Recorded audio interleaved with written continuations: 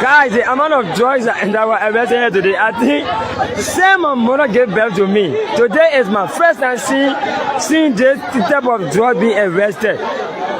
This is the second trip going now, and the drug is still here, guys. Wow. Wow. See, so drugs you are seeing there. So drugs.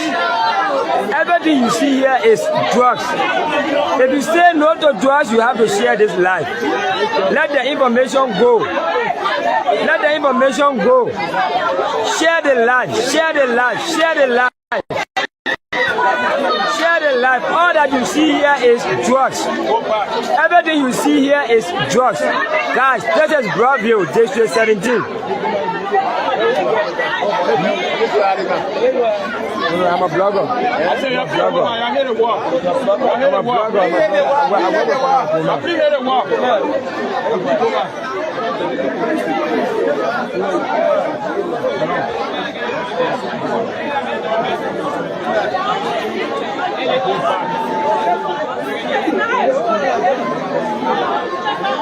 So drugs you see here, guys.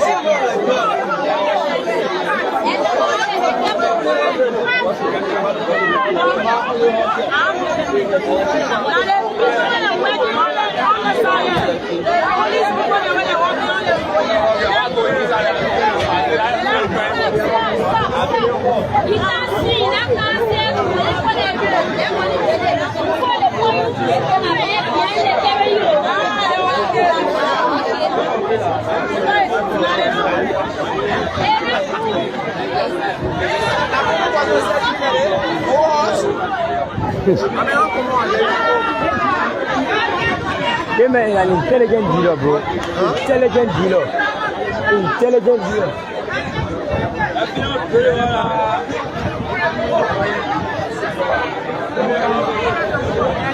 This is Broadville. Somewhere around the Jazono Estate. Somewhere around Jazono Estate.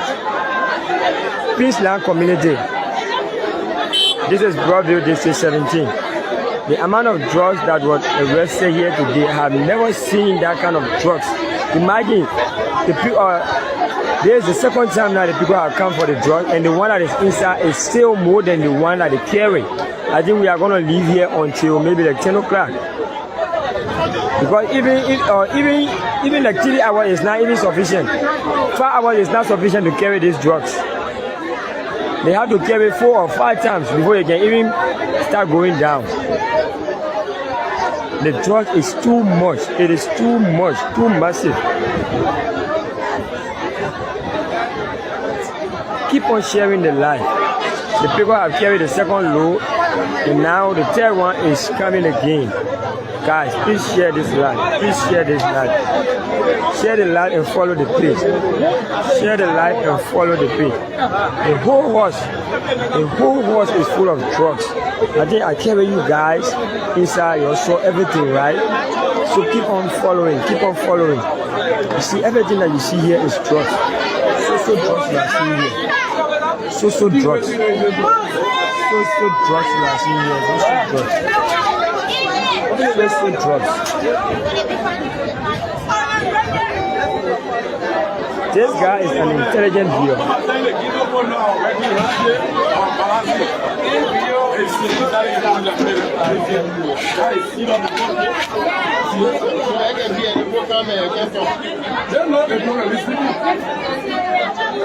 And the thing that they say that this car can move in the daytime, only at night. This car. That's why they told us. The car can move in the daytime, only at night. Say the car can move in the day, only at night. This particular car is saying here. This car can move in the day, only at night. So this guy is mostly involved.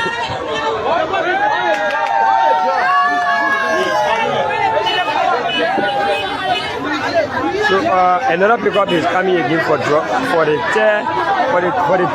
third load of drugs. Another pickup is coming again for drugs. This is another group of people.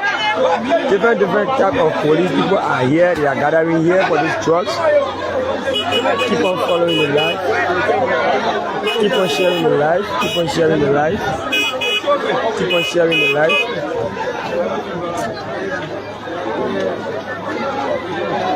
Keep on sharing the life.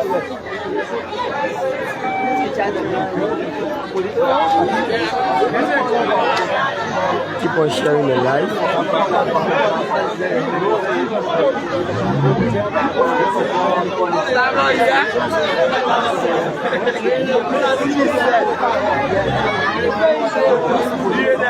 Keep on sharing the life.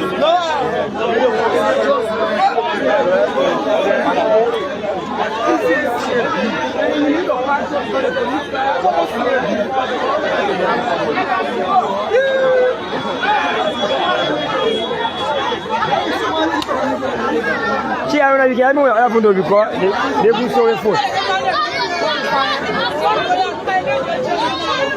Which are you using? You can do? Yeah.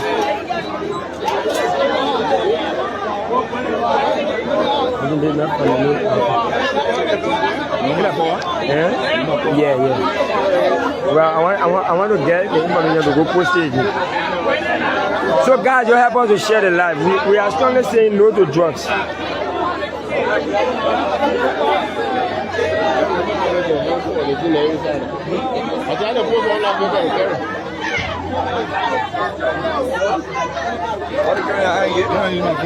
Yeah. I want to record it.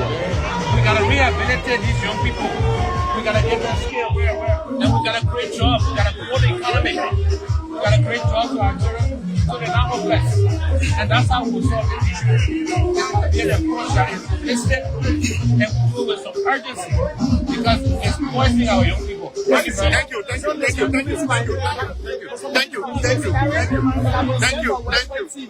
I like to speak to one person differently from the current government.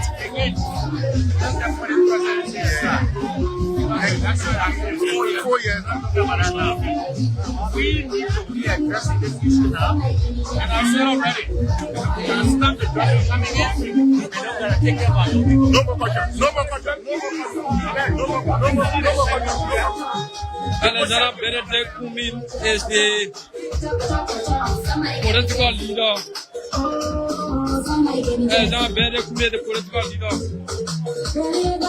the Natl Congress.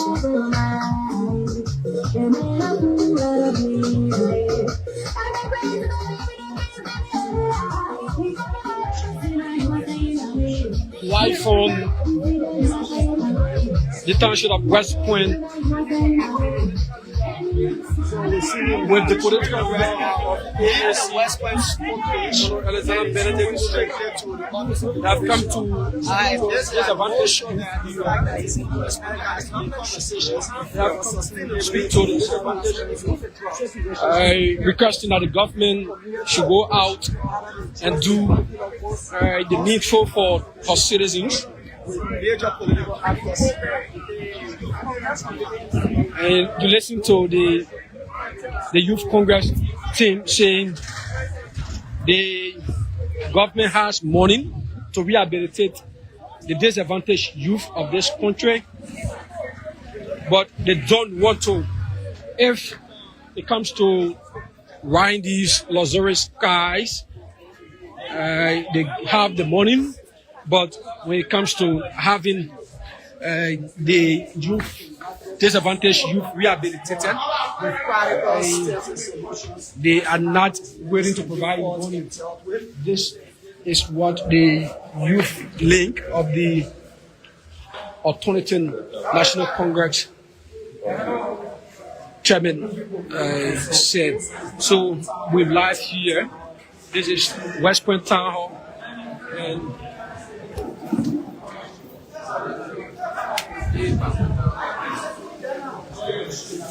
Okay. How are you, sir? Thank you.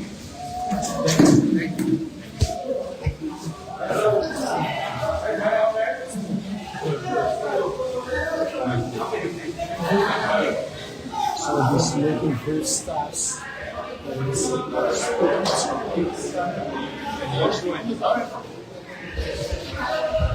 right in the town hall of the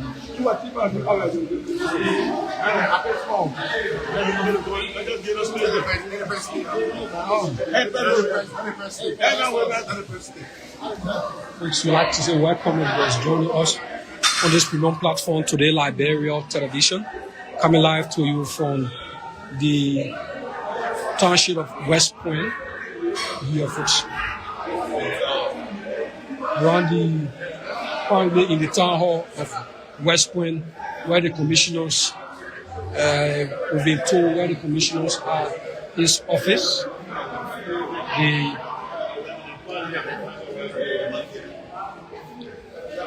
Honorable Alexander Kumin has been accompanied by the former Associate Justice, Captain Jordan, the former Associate Justice. Folks, today, Liberia Television would like to say many thanks to the Not only live.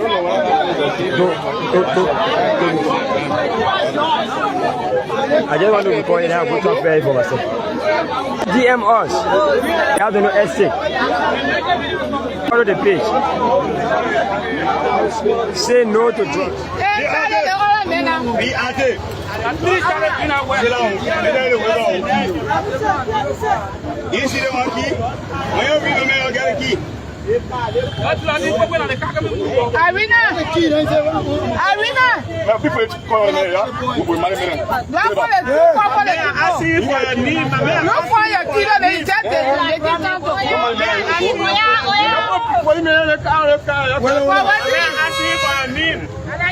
Suffolk.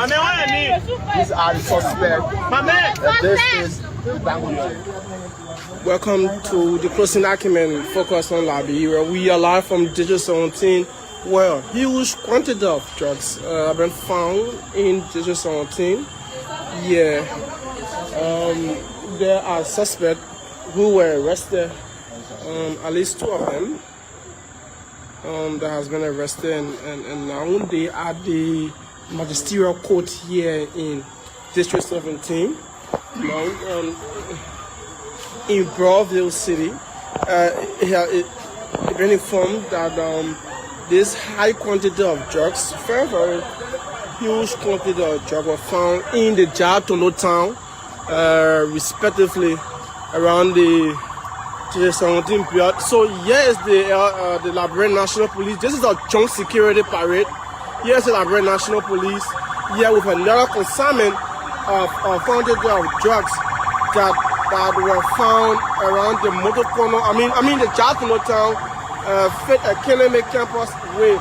So you see, another quantity have been sent here to the court. Here, along with the police, the Liberian National Police is here. It's a joint operation by the LDA and the police. A huge quantity of drugs been investigated in District 17, Maserado County. So you see for yourself,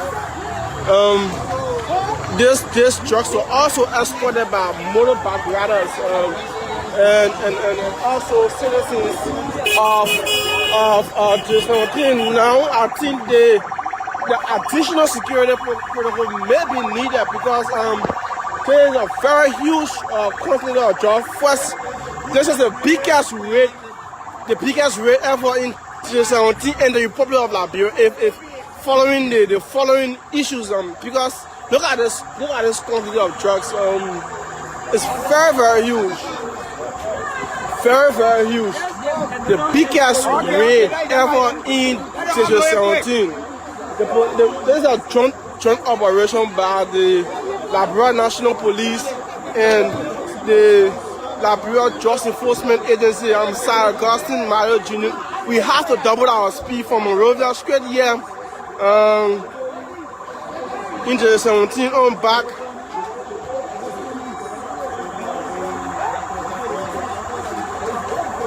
Force of Media is also live. Force of Hope Media is also live here. This is the first ever huge quantity of drugs ever arrested in District 17.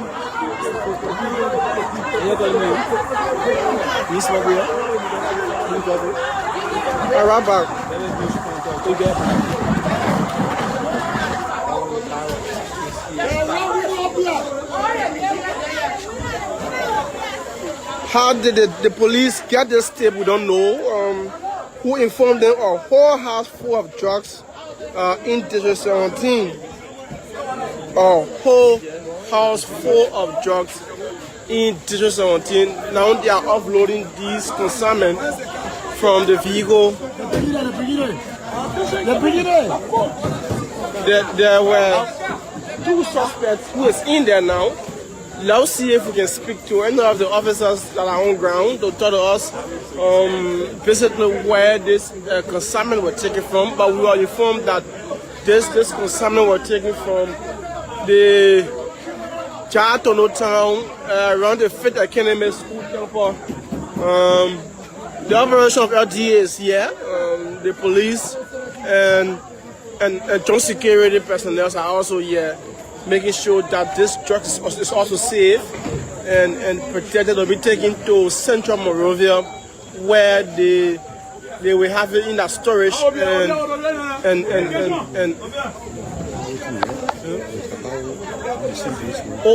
the Kapao is also part of the joint security unit. They are also here, so see for yourself.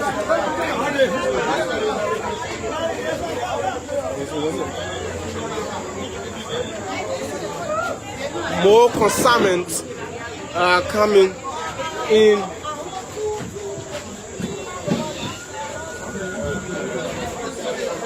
Just yesterday at the Lawful Street, there was an armed robbery incident in Pinsville. Today, the LDA and the LIBERIA National Police, along with the Capao, arrested a huge quantity of drugs. Huge quantity of drugs here in Broadville, District 17, Massarado County. A very huge quantity. We don't know if there's some marijuana, cocaine, grass, kush, or what is it. But the LDA will maybe at the headquarters unveil these substances to the media when it reaches. So let's take you. I'm Cy Augustine Mario Jr. I'm behind the camera here in District 17, Massarado County. We have to take a very huge risk from town here on motorbike.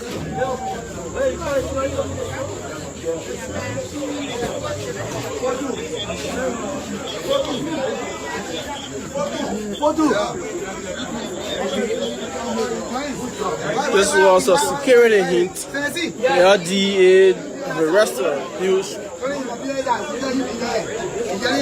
Just last night at the John Davis Black Factory in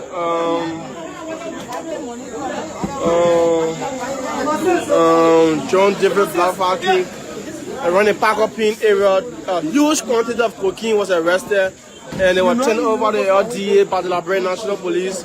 Now today again, the LDA and the police have arrested another huge quantity of drugs here in District 17, Massarado County.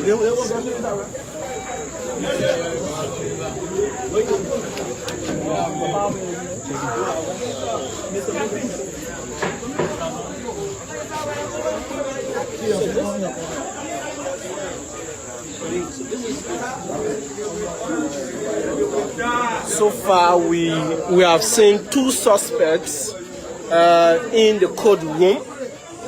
Very huge guy, 2 suspects. So far, I don't know if they will bring additional suspects. And now they are in the court, following the court procedures, and we are seeing the LDA lawyers, along with the judge. I think there are court procedures. Strictly sentence them.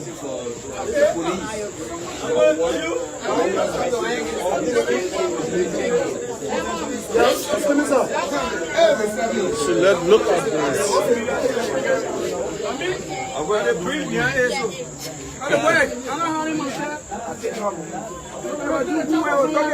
You said what, Chief? Let's speak to you. How are you? Tell us, how did he get his hint through intelligence? Since when you've been observing this process? Wow. So this is the brain beyond the arrest of the drug is there. This morning we took about 4 o'clock this morning, we barricaded to let there on the 3 o'clock. And make the arrest. How many of them you guys arrested? First of all, I would say thank you to my commander that make me to be another commander for South Station. Wow. Okay? I'm the commander for the Western Station. That's what I get as intelligence that came to me and gave me the tip on that to be just what SYZ things.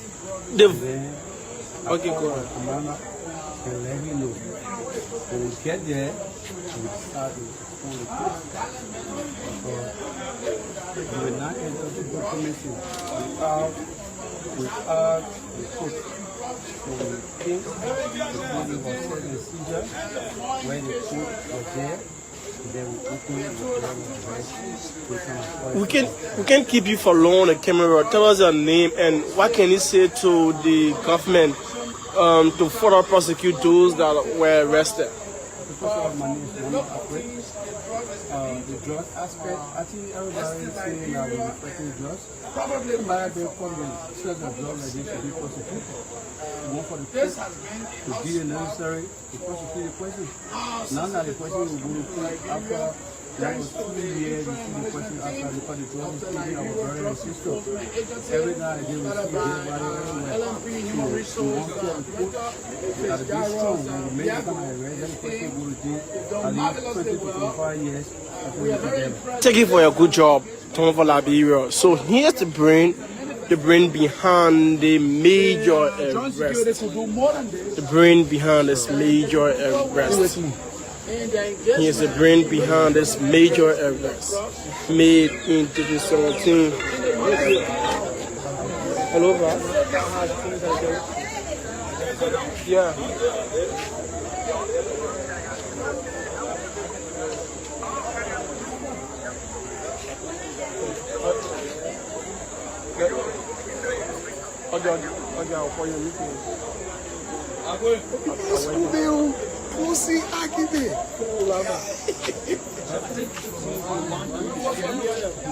So there are even residents of District 17 standing by to observe the process. Let's see if we can speak to any of them on their own view or how they feel about such huge quantity of drugs being arrested in District 17. How are you, Chief?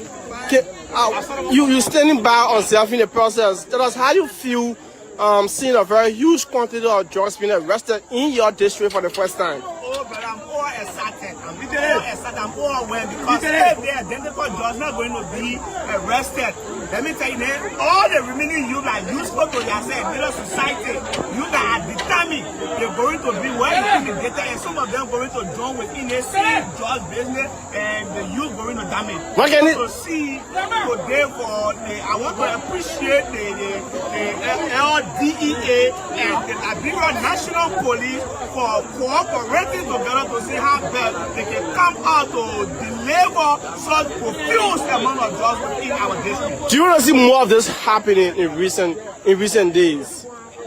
Do you want to see more of this happening? Yes, sure. I want to see more. I want to see more. And I'm asking the government to empower the people, give them all the adjusted they need so that they can expose all the drugs that's coming in the country. Were you on the scene when the LDA arrested? No, I was not there, but I watched it live. Now you listen, I came here.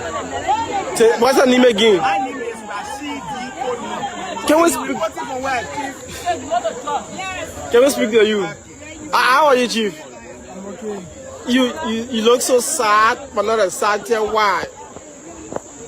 Well, yes, I'm sad, but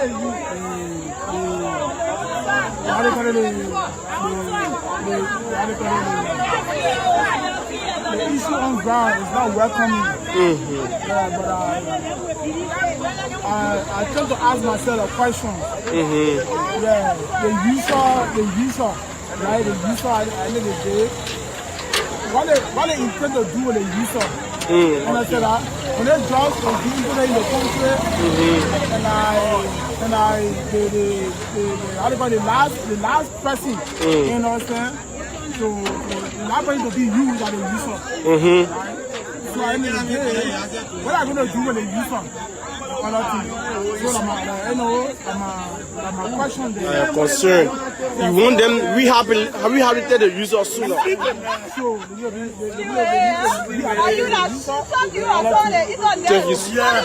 Thank you so much. How are you, Mama?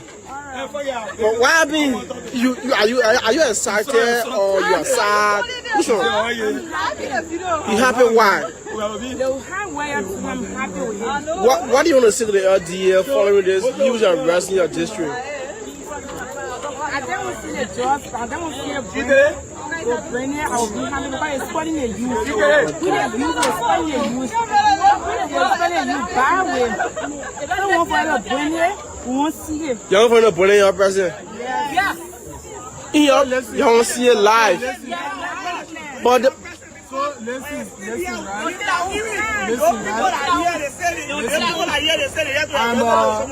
They will carry on another enrichment on them so that they can sell some. So when our president now they win it.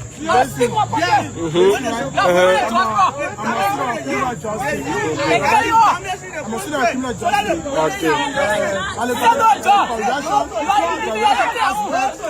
Correction aspect, you know, I'm an area. They put in the use of at the end. The poor being to the country, you know, and the use of being the last vote, you understand aspect of it. So we need to find aspects, we need to find way out to have people to be, you know, to be refined and all that, right? Okay. So, you know, we're not finding kind of, you know, thing in our society. Thank you.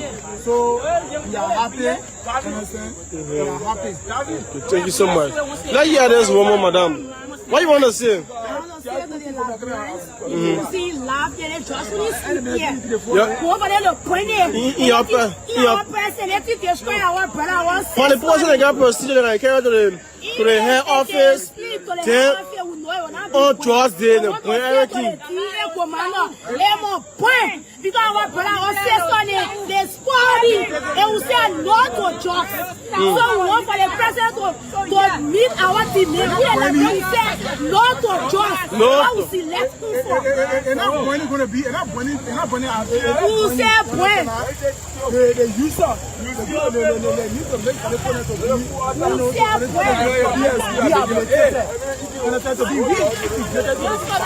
Thank you so much. You listened to an eyewitness here at the aljazeera court here in Brownsville. One of the local. Wonderful edition of the morning ride, and this is how I would like to welcome you this Friday morning, you know, to this edition. And always good to be here as usual to walk the walk and talk the talk, and as usual have to shift the paradigm about democracy. What a fair, what a favor. The little truth was spoken on this platform. But welcome, folks. It promises as usual to be great, stimulating, very top provocative. The 19th day, as a matter of fact, from paint the Liberia, the year stands at 2025 on this wonderful, wonderful Friday morning of the People's Program, the Morning Ride. I'm Weekie Book this morning, Ambassador Vice here, and Jigama controls the sounds and video this morning. And at 9 o'clock this morning, we'll pay host to the president of the Liberia Football Association, Musa Raji. He's going to be with us and sharing breakfast at 9 o'clock up until 10 o'clock this morning. So stick and stay. Be our guests. Why? We are your hosts, and we are certainly here. While you're also following the broadcast, and you also can wait for yourself some catch, you know, as well this morning by playing the radio entertainment cool cash either way. By dialing star 799 star 11 hatch, $100 or 70 cents US. You play, you won't play one time, you put 1, 2 times, 3 times, just put in the number. You don't have to play one time, Wicks, because the better the chances are, the more you play. So before we leave the show, I need that 3-4 persons will win $4,000 this morning. So even if you spend 500, or who knows, the jackpot could just pop up this morning and say, yeah, somebody won cell phone, a bag of rice, or a motorbike. Who knows what comes on next? But folks, this is how I would like to welcome you to this edition of the Morning Rock. Keep listening this morning. There are a lot of other things to talk about, social and a lot of other things. Don't forget, at 9 o'clock this morning, the president of the Liberia Football Association will sit with us on the platform this morning.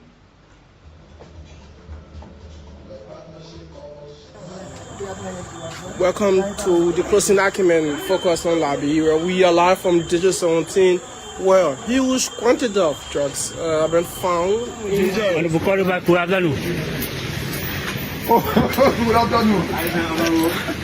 We're seeing we had the police headquarters again this morning. They told my counselor we should come and sign for my car today. With him, the police is afraid to send my case to court. Because they don't want to send my case to court. They put the eyes, the people they will send to court. Who authorize you people? They don't have to bring Richard in. So they put get my car kept here. You know when you have a reckless and irresponsible man, I call yourself President Joseph Waka, that's what you find in the country. You know? We have a reckless man. Joseph Waka is very reckless. So you are about to go sign for FE? No, I'm not. No, they are saying they have to consult. The director of police are saying he can take my car to Richard will have to tell tell the Pope why you have to give illegal instruction to the police to bust into my car. It's criminal. But most of the people be prosecuted for their brethren. He says therefore that people have to go back to go to draft testing.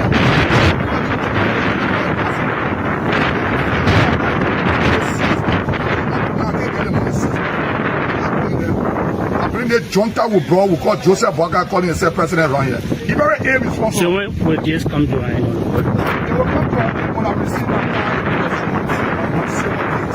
Because when I get my car, and now what they don't want. So they keeping my car hostage. They want attention to the police station. And every day when I come to the police station, I will talk. You can't deprive me from talking. You can't deprive me. Give me my car. Let me go let me go save on the issue my red. They are saying no. Because when they bring the car to court, they will have to bring those boys that were sitting in my car, because I only recording all the evidence. They will have to tell the court who told them to sit in my car, who gave them instruction to drive my car. You know, all of the things boiled down to Joseph Boga, irresponsible and reckless, Pan one, drunker. You know, we will say no to Pan one because Joseph Boga is a drunker. Yeah, like one of them gets to do now, say no to Pan one. Thank you very much. Say no to Pan one, they will be all right. Thank you, Honorable Qualifier.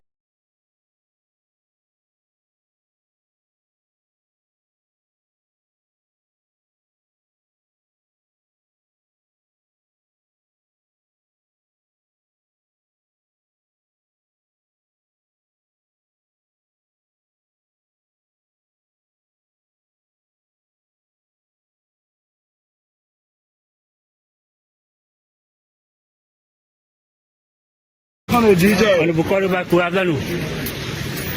Good afternoon. We are seeing here at the police headquarters again this morning. I along my counselor. They told my counselor we should come and sign for my car today. With him, the police is afraid to send my case to court. Because they know when they send my case to court, they put the eyes, the people they will send to court. Who authorize you people? They don't have to bring Richard in. So they put my car kept here. You know when you have a reckless and irresponsible man, I call himself President Joseph Boga, that's what you find in the country. You know, we have a reckless man. Joseph Boga is very reckless. So you are about to go sign for your feet? No, I'm not. No, they are saying they have to consult. The director of the are saying he can't take my car to my car. Richard will have to tell the Pope why you have to get illegal instruction to the police to bust into my car. It's criminal. But most of the people be prosecuted for their brethren. He says therefore that people have to go back to go to draft testing.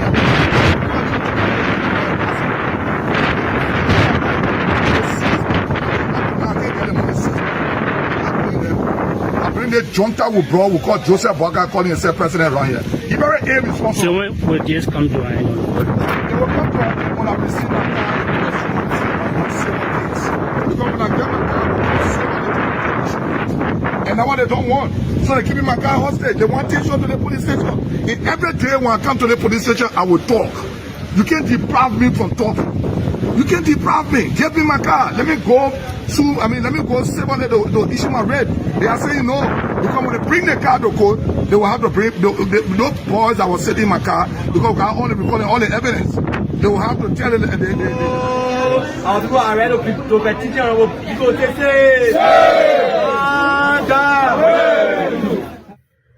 A major political wave is building in Maryland County. On August 25, 2025, citizens from all 4 statutory districts, Harper, Plibo, Kalwe, and Barobo, gathered in Plibo City to officially petition Honorable Eric Weekie to contest the 2029 senatorial elections that's pending. Though the absence of Honorable Weekie was felt during the ceremony, the message was loud and clear. The people want Weekie to lead.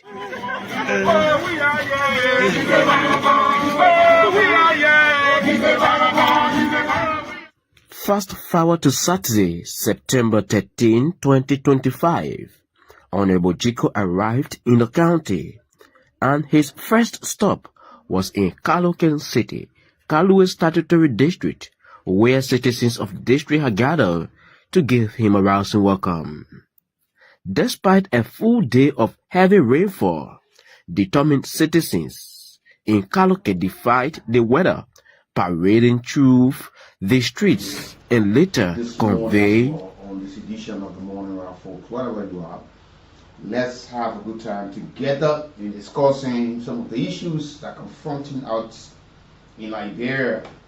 And while you are there following the live broadcast this morning, you can also share, watch, and we are here to do business as well if you are there. While we are here, the business office is open to sell all of the goods on your shelves, because this is the people's program, and a lot of folks follow from across the world. So you're following us on Cool Radio, online as well, Cool 91.9, Cool YouTube channel too, as well as Cool. But we're certainly here again this wonderful, wonderful day. You know, there are two things in the last couple of days that have taken over. First, we have discussed this issue of drugs for some time, and we still see there are a lot of search and seizure taking place, making some strides for our state security. Yes, we want to say kudos in the early stages of the new team, but let's take into consideration as well that we saw some of these things, the last group of people and other people before. So we hope that this time around our folks at the level of the Liberia Drugs Enforcement Agency planning and putting in a new strategy with some of the things. You know, we listen to what they did in Broadway, Margibi County of recent with huge quantity of drugs, and we're still wondering how we are encountering these things. We also had the discussion of the alleged rape case against suspended Deputy Minister Brian Bobby McGee and the Ministry of Youth and Sports, and a whole lot. So he's been suspended. Investigation is ongoing, but there are some officials in government, there are folks who support him as well, and there are others who on the other side, fingers being pointed at them that they trying to mix the entire investigation into sentiments, putting pressure people to stay up, fingers pointing at the Inspector General Police of defending, you know, but you know, it's a grief offense. This is an allegation, no matter what we want to see. But you see, from the angle Liberians are speaking from, they are looking at other folks who were also allegedly caught up into such and were taken in detention following trial. And there are people who now believe it's because he's a big shot, he's a minister in the government, so he has the backing of some of the officials, or the backing of the Unity Party, or the backing of some government official. Look, this matter will be watched closely by all of us in Liberia and our partners. And yes, this is the point Liberians will always have a problem for. And national government and other state actors must also take into consideration these things. There are scores of Liberians across Liberia who are currently behind bars, not just for alleged rape allegations, for other crimes yet to be tried. Some were never tried until they got ill and died, or probably got ill, they had to release them. Some were never tried until their families or friends were able to go and settle some of these things, and they were out. So folks are asking. Today you hear that this person stole this thing. The next thing you hear that the person is in South Beach. This person is in this other prison. This person is in the other place. In all of the counties, issues of such coming up. There are young people, old people, who are currently behind bars across Liberia for alleged rape had been committed. There are some, if you go to 2-year check, there are some who've been there for the last 3, 4, 5 years. They have never stand trial. They are pre-trial it needs. And some of the people at times who put the allegation on some of these people, once he or she gets to know that this person has landed behind bars at one of the correctional palaces in Liberia, sometimes they don't even go back to seek a trial, that this person be tried and properly sentenced or acquitted, where the person can go back to the community and the folks in the community get to know that this person did not commit the crime that he or she was charged or alleged to have committed. But this person is back in the community. That the community dwellers see this person as somebody who were falsely accused, but this person have been exonerated by the court of committed jurisdiction.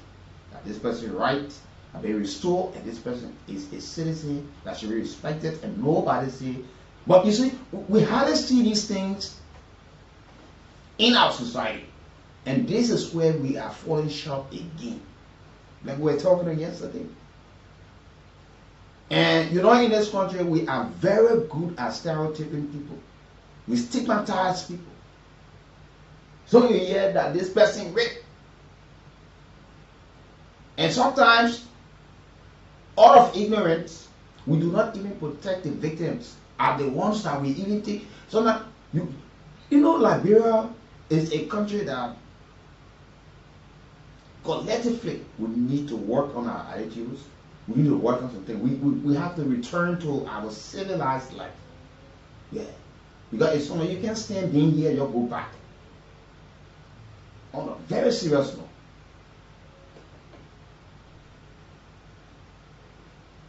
The unorthodox behavior of Liberians just on the increase. You will hear that this person is charged for armed robbery. They take this person to court. The first thing, the police make an arrest. This person tried, or this person officially charged, forwarded to court, guilty or not guilty. When that person has gone through serving his or her sentence, when they are released, you just see them in the community. And you know, Liberians, we're very good at keeping bad news for almost the rest of our lives. And you only want to remember somebody walks in the community and says, I'm looking for one of my friends, or I'm looking for this person, I'm looking for Andrew. Because you heard that Andrew once allegedly raped somebody in the community or somewhere, or Andrew involved into reportedly armed robbery business, he and some of his friends. But the case did not go, and when he went to court, he was exonerated. But when somebody say, I'm looking for Andrew, and the next person said, no, I can't. Who would call Andrew? And yet, you know that girl what they raped? Maybe, man, the girl they raped. You know, no. I would have get free, man. You man, I can't on the armed robbery. But we don't follow these things even to the court. And you can't bring the people, you bring government. Not just with this government. But when it comes to politics, you hear all, they just talk all the things. They can't provide the level of education. That's why we got too many uncivilized and self-read people in government and walking in the streets. When you say it, then they want to get there. The society is damaged by your politics. The society is damaged by politics to the extent those who want to be the next leader tomorrow are probably not read up. You only want state power. You speak anyhow and you think you're conducting yourselves. The kids are watching it here.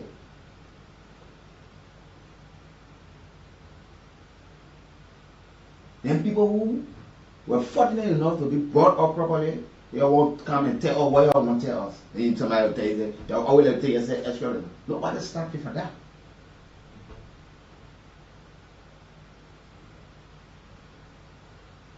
Look at our people. See the number of folks that are in government. See how they conduct themselves. You think it's just about the education? See how they speak in public. See people you stay in the rain and the sun to have them elected. See how they speak. When there are critical national issues, when you expect people who to sit and find a remedy and looking for a way how to put this matter on the table and bring the culprits to book and handle them the way we should handle them. We put politics in it. At times we prejudice investigation and some of these things. At times we tip up with facts and evidences.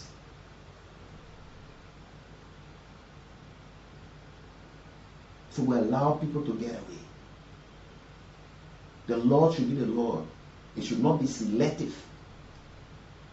But these allegations are leveled against other folks. They are behind backs. And Liberians are giving reasons why they are agitating that no, this person should be in police custody. But the police is saying, and you can't determine how the police carry on an investigation or how they could. But we all watching to see. But the victim, the alleged victim, must be protected, and her well-being must be of concern to some of you who are also advocating for her. Because you might just be overzealous and place her in a situation that she might be stigmatized for the rest of her life. So we hope that they are giving her the kind of a protection, the kind of a counseling, because don't forget, when some of these things happen, when these victims, when they are in schools, and the matter over, they go back, they are bullied, they are stigmatized at their institutions. How many people thinking about these things? How many?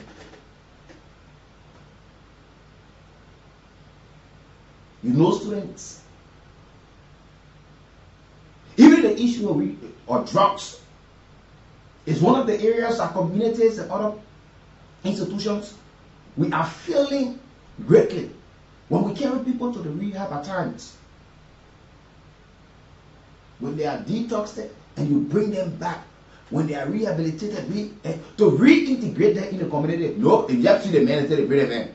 Community leaders of meetings are not called to tell you that this person is back home. This person is a whole new person. But Liberia, when you go to jail, they release you for a crime, whether you did commit or did not. Nobody cares to even go to say, yeah, they did not do this thing. To give him that sense of dignity that, look, he right now that when people saying it on him, he has the right to take you to the law. Because a court, a competent jurisdiction has cleared this person, but yet you still claiming this person, so you will have to go prove it now. We don't do that.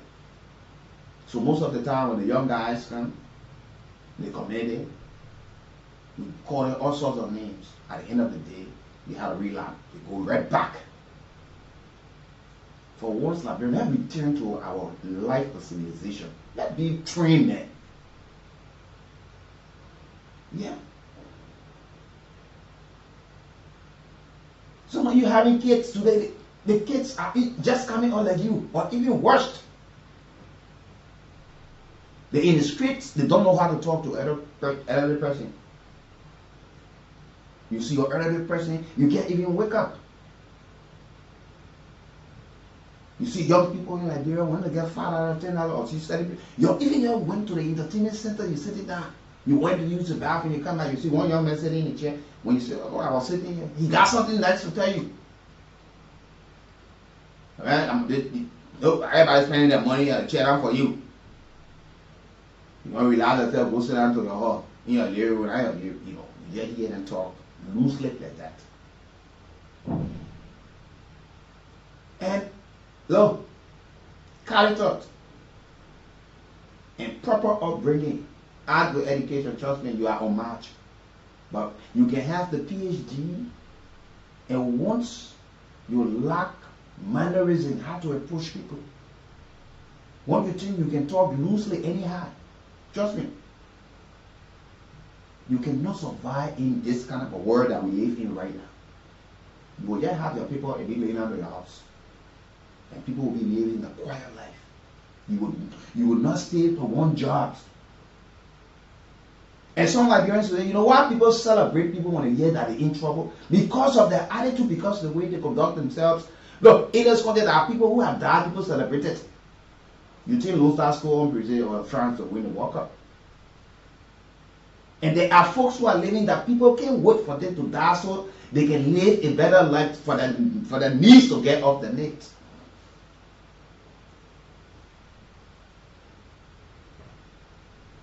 You're working somewhere, because you're the minister, you're the director, you're the CEO, you know, having all of the titles. You think you just talk to anybody anyhow. Job didn't have him, but we agree. So when you get in small problem, the people that you work with, they might not come in for you to tell you, but they will celebrate.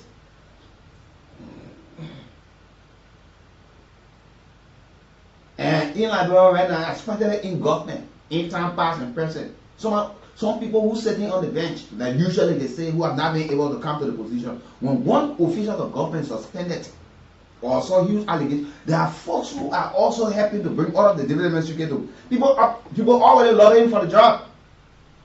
You sitting in a job, we're lobbying for the job. One more when you are caught up into something. There are professional, qualified, disciplined people who are sitting waiting too, who made their sacrifices over the period of time to bring this government what it is today. And there were folks yesterday who also were prepared, were qualified, and they can conduct themselves properly. They also brought the CDC government to power, and they enjoy themselves. Today, they are waiting for tomorrow. Who knows? They will have a second chance. But everything you have been politics, look at kind of just business in Liberia. Them getting warning and all from folks. Every morning we wake up, we hear this imam. This imam. Look at a man in Magidi County was arrested some time ago. Toison. Yeah.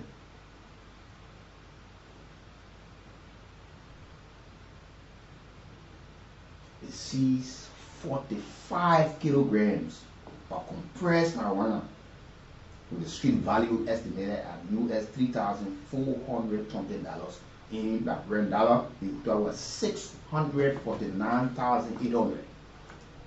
In one small day, you can call Toison. What kind of quantity of drugs will be there? This will one Margini County. That this with 17 Monserrato. With that quantity of drugs are found again. You know, where these things coming from? Why, you know, so say asking the investigators why they are not interrogating these people properly, that they can tell you who they are dealing for, and let's start naming and shaming. Look, people need to be cuffed, taken to the prison, goes through a court trial, and sentenced, or they are acquitted. We can't keep having all of the strength just on discovery, just on chasing the end user. Let's know exactly where these things coming from. Because if we cannot get the traffickers, the importers, discovery will not help us. Because they always know the route, they always know the connection, they know how these things are brought into the country. Let's know who all they are also working with. What are they working with? Some people in national government, they know. Or they're working with some top business people who are outside and well off, and that's how they support their business. We all need to know these things. We need to know that we put the kind of a measure into place. While we're loading the police and the LDA or the jump security who be doing well and still doing well, let's see who are those. What are some of the folks who are in the LDA because they are not on government salary? They also help to facilitate these things and see as a man to get $5 or $10 from that. So we need to know these things. Because you cannot just be talking about, oh yeah, just suspect. No. Maybe because somebody sits in a position of high trust and can control state security, or somebody has money that can influence or facilitate these things, we all need to know. Let's work on it and say, yeah, this other businessman that everybody needs to be a very tough businessman, this is what he's been doing over a period of time. And be persuasive. Sometimes you must go into deal with some of these guys. Tell them that your sentence will be lower if you can admit and tell us who you've been dealing with. That we go for these people. Go for them and bring them.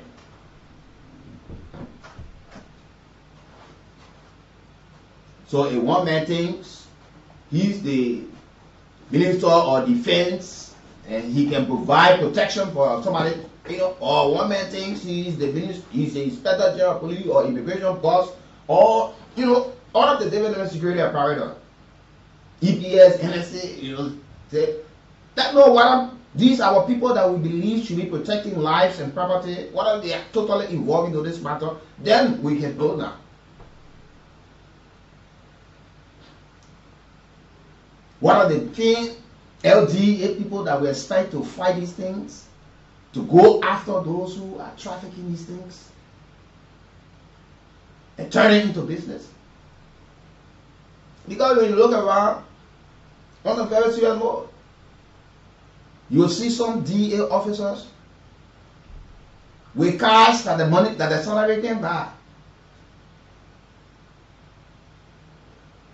They got motorbikes, they got keke, all in the traffic. What? Nobody knows.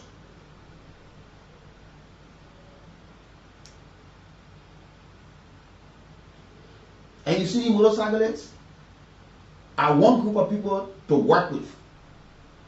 Some of them are very bad, some are very nice, but a whole lot of them are great.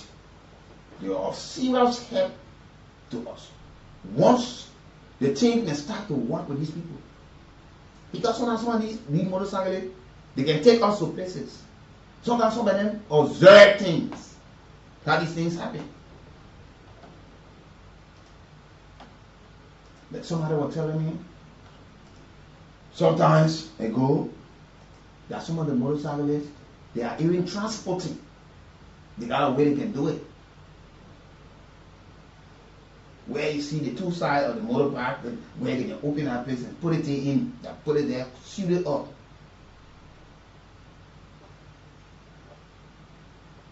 Just, And she said, I saw it for real. I said, wow. She said, yes. So we need to work together as a team.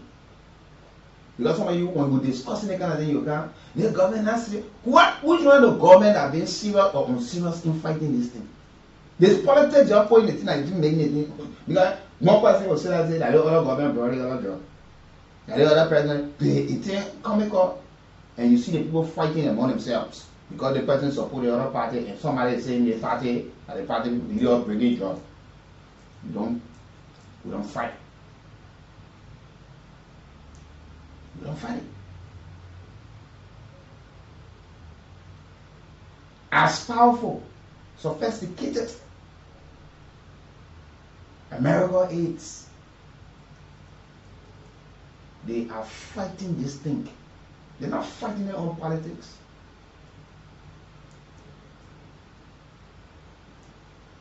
You see some of the powerful drug lords today are in jail in America. You got former president and other folks in jail. You got people who serve in the government in Mexico. Everybody thought this guy was really fighting drugs, but the guy was using his position in bed with all of the major drug cartel. And over the period of time, he got over 70 million. Why in that position? Top security position. Everybody saw him as a good guy. until the United States took surveillance on him, took the time. He went to America, and where he was arrested today, he's beyond that. The former president of Peru. His brother, being the fact that my brother is the president, so the United States said he was using that of the relationship to his brother to export drugs in huge quantity to America and other places. El Chapo, you know, today is my person. And we can name a whole lot of them. Even while these people are behind bars, the cartel still running. To tell you how difficult it is. But from the look of things and see the size of our population, if we are serious with the technical and financial support, we can fight this thing.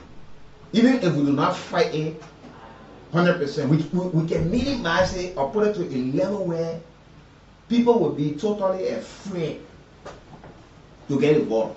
Because you see that right now, the bravery in the transport of drugs so high, it's just because the people feel they're not afraid. 1 minute will go find drugs, but the other person, or the other horse, what's so and so street value. The next minute again will go, we'll see another one. The next time again we're on the other side. So we need to know. Maybe the folks say God, they believe, they still know that these things are things they can do.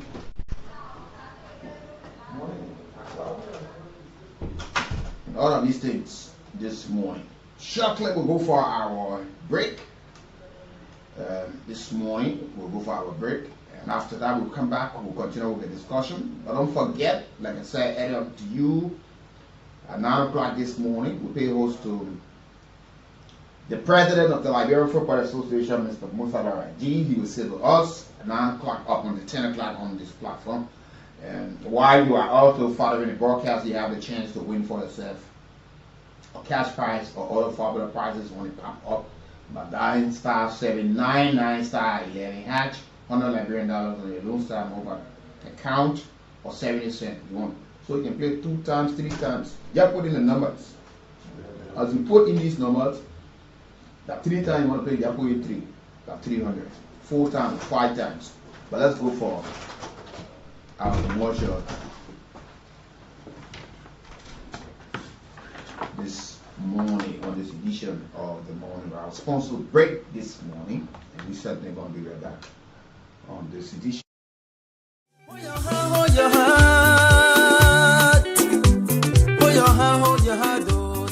Yes, it's Marie Manga. Have you?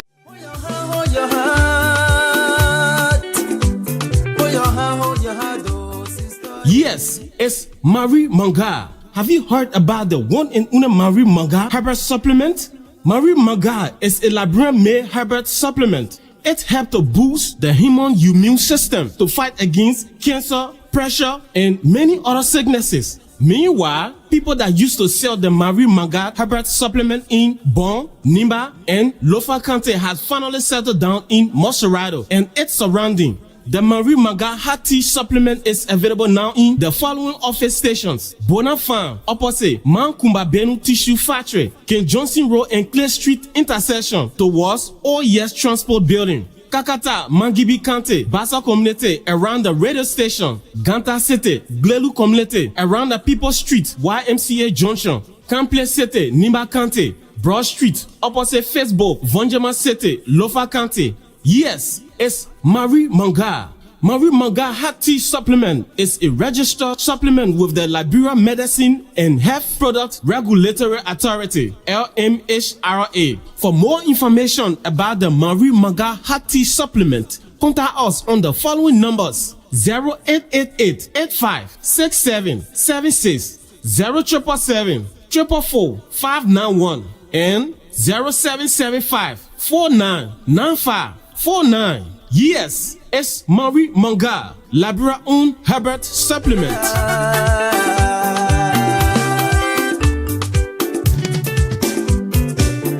In your sickness, he will take care of you. Hold your heart, hold your heart. Yes, it's Marie Manga. Have you heard about the one and only Marie Manga herbal supplement? Marie Manga is a Liberian-made herbal supplement. It helps to boost the human immune system to fight against cancer, pressure, and many other sicknesses. Meanwhile, people that used to sell the Marie Manga herbal supplement in Bon, Nimba, and Lofa County has finally settled down in Moserado and its surrounding. The Marie Manga Hot Tea supplement is available now in the following office stations: Bona Farm, opposite Mankumba Benu Tissue Factory, King Johnson Road and Clay Street intersection towards OES Transport Building. Kakata, Mangibi County, Bassa Community around the radio station, Ganta City, Glelu Community around the People Street, YMCA Junction, Campley City, Nimba County, Broad Street, opposite Facebook, Vonjama City, Lofa County. Yes, it's Marie Manga. Marie Manga Hot Tea Supplement is a registered supplement with the Liberia Medicine and Health Product Regulatory Authority, LMHRA. For more information about the Marie Manga Hot Tea Supplement, contact us on the following numbers: 0888-856776, 0777-444-591, and 0775-499549. Yes, it's Marie Manga, Liberia own Herbert supplement.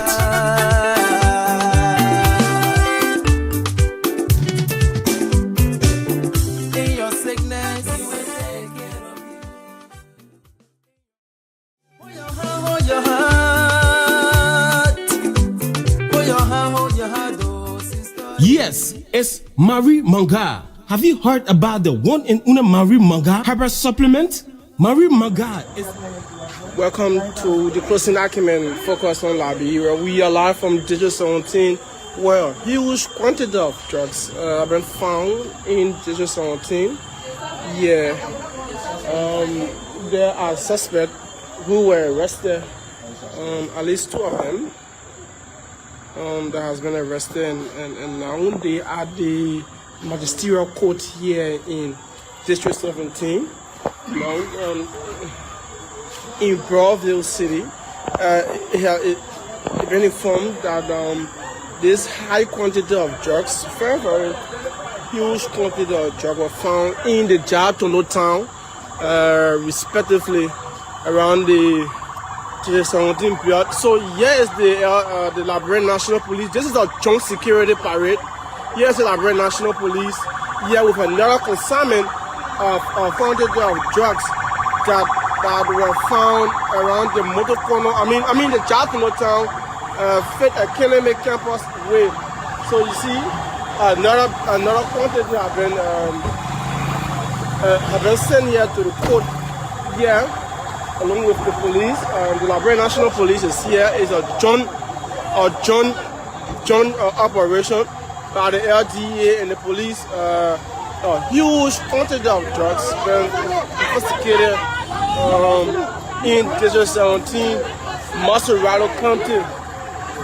So you see for yourself, these drugs were also escorted by motorbike riders and also citizens of District 17. Now I think the additional security protocol may be needed because there is a very huge quantity of drugs. First, this is the biggest rate ever in 2017 in the Republic of Liberia. If following the following issues, because look at this quantity of drugs. It's very huge, very huge. The biggest rate ever in 2017. This is a joint operation by the Liberia National Police and the Liberia Justice Enforcement Agency. I'm Sir Augustine Mario Jr. We have to double our speed from Monrovia straight here into the 17 on back.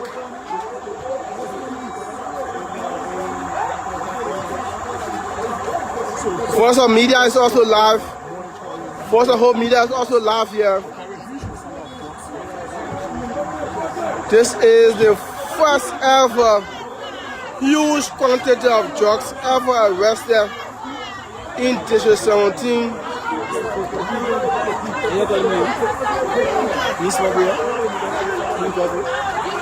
Right back.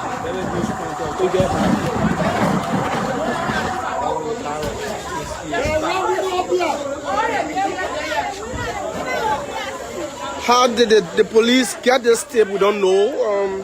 Who informed them of a whole house full of drugs in District 17? A whole house full of drugs in District 17. Now they are offloading these consignment from the vehicle. There were 2 suspects who is in there now.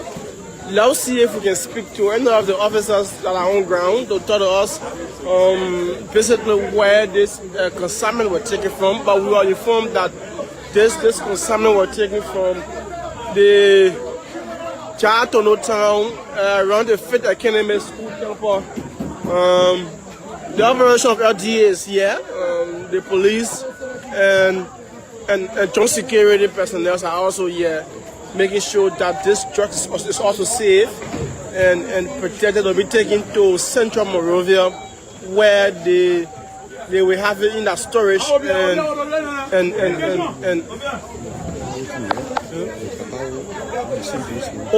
the Kapao is also part of the joint security unit. They are also here, so see for yourself.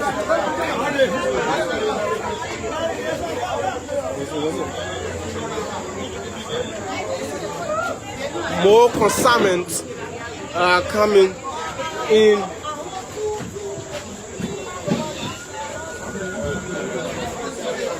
Just yesterday at the Lawford Street, there was an armed robbery incident in Pinsville. Today, the LDA and the LIBERIA National Police, along with the Kapao, arrested a huge quantity of drugs.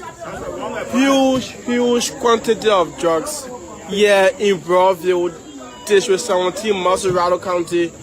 A very huge quantity. We don't know if there's some marijuana, cocaine, grass, kush, or what is it. But the LDA will maybe at the headquarters unveil these substances to the media when it reaches. So let's take you. I'm Sir Augustine Mario Jr. I'm behind the camera here in District 17, Maserado County. We have to take a very huge risk from town here on motorbike.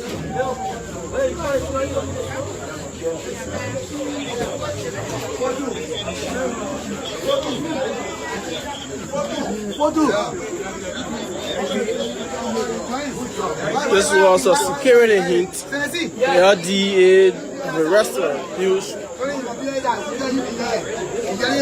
Just last night at the John Davis Black Factory in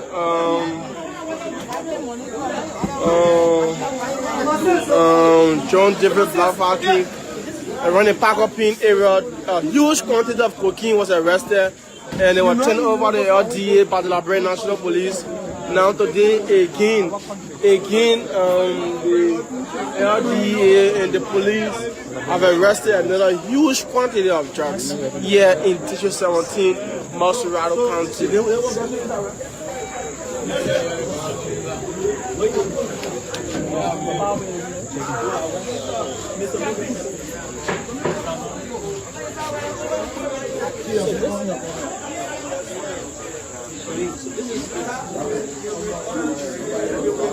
So far, we have seen 2 suspects in the courtroom.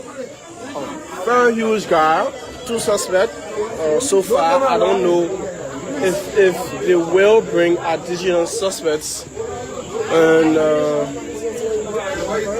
now they are in the court, following the court procedures, and we are seeing the LDA lawyers, along with the judge. I think there are court procedures. Should the sentence them?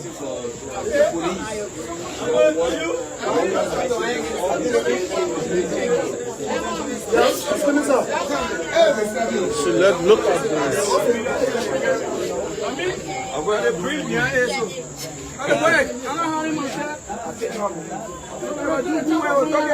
You said what, Chief? Let's speak to you. How are you? Tell us, how did he get his hint to intelligence? Since when you been observing this process? Wow. So this is the brain beyond the arrest of the drug is still. This morning we took over 4 o'clock this morning, we barricaded, we left there on the 3 o'clock. And make the arrest. How many of them you guys arrested? First of all, I would say thank you to my commander that make me to be another commander for South Station. Wow. Okay? I'm the commander for the Western Station. That's what I said. I'm intelligent that came to me to give me the tip on that to read just what SYZ is. Okay, go ahead. Commander can let me know. When we get there, we start with you will not enter the documentation without the court. So we came, the body was set in seizure, where the court was there, and then we opened the rest. We can keep you for long on the camera. Tell us your name and what can you say to the government to further prosecute those that were arrested. First of all, my name is Natl. The drug aspect, I think everybody is saying that we're respecting drugs. Probably might be from stress of drugs like this to be prosecuted. We want for the court to do the necessary to prosecute the person. Now that the person will go to after that was 2 years, we see the person after because the drug is taking our brother and sister. Every night they will see everybody everywhere. So we want to report that the be strong. When we make them arrest, then the person will do at least 20 to 25 years. Thank you for your good job, Tom for Liberia. So here's the brain behind the major arrest. The brain behind this major arrest. Here's the brain behind this major arrest made in 2017. Hello, bro. Yeah.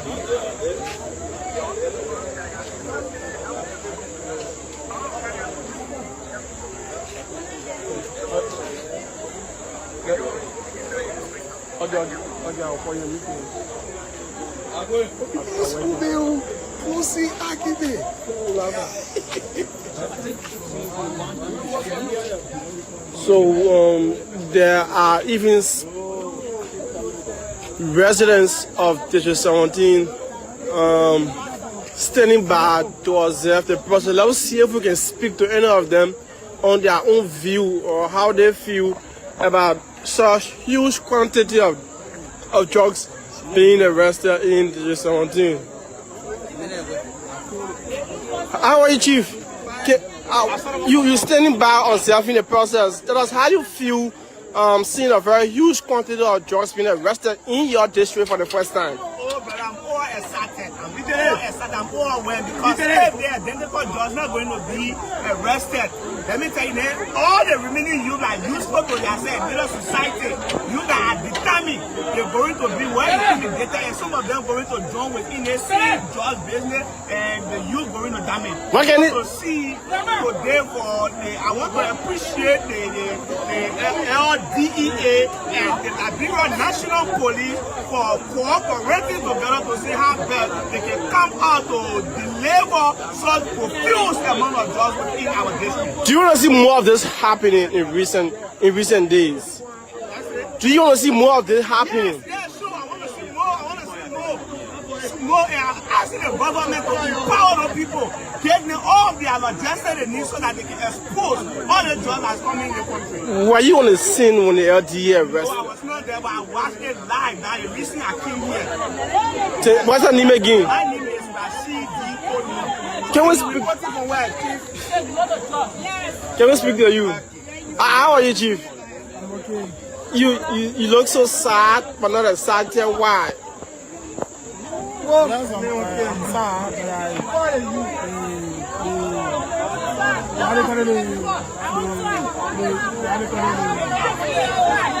but the issue on not welcoming. Yeah, but I tend to ask myself a question. Yeah, the user, right? The user at the end of the day, what they intend to do with the user. And I said that when they just was the internet in the country, the last person, you know what I'm saying? So not going to be used as a user. Right? So I mean, what I'm going to do with the user? So I'm question there. Concern. You want them rehabilitate the user sooner.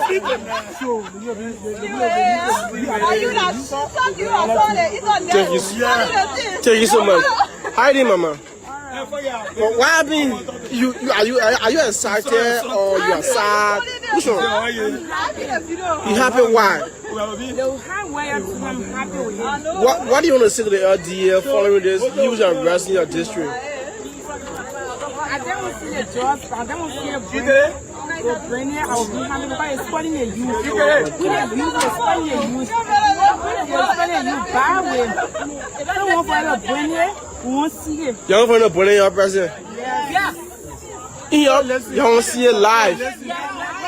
But the, Listen,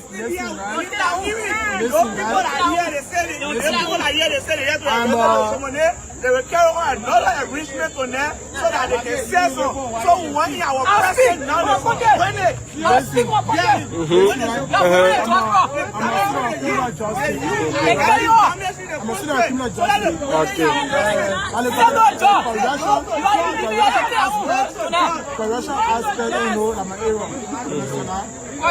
put in the user at the end. The put being to the country, you know, and the user being the last word, you understand that aspect of it. So we need to find aspects, we need to find way out to have people to be, you know, to be refined and all that, right? Okay. So, you know, we're not finding kind of, you know, thing in our society. Thank you. So we are happy. You know what I'm saying? We are happy. Thank you so much. Let's hear this one more, madam. What you want to say? You see, laugh there, just when you sleep here. Yeah. Over there, the point in your person, let it destroy our brother. For the person that got procedure, I carry to the head office, then on Thursday, the point everything. Because our brother was saying they sporty, they will say no to jobs. So we want for the president to meet our team. We say no to jobs. No. We select who for. Enough money going to be enough money. Who say when? The user, the need to make the point to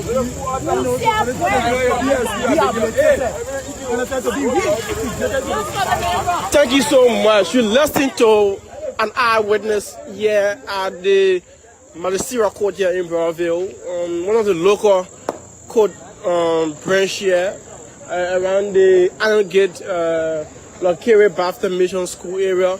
They speak to us and tell us that they are excited seeing the LDA now. The counting process is ongoing.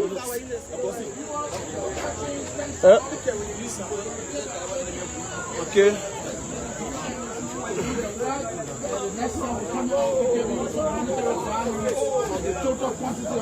My name is Moses Cully, reporting here for Red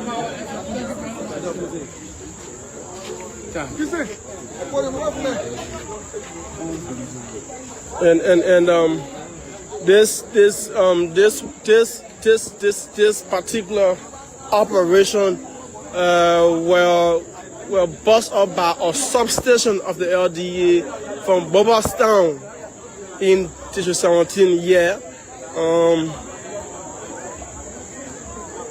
We will shine light on the particular commander that do this raid at the end of the day. We're going to appreciate him. But again, I'm sarcastic, Marriage Union. Keep on watching us. Until then, bye-bye.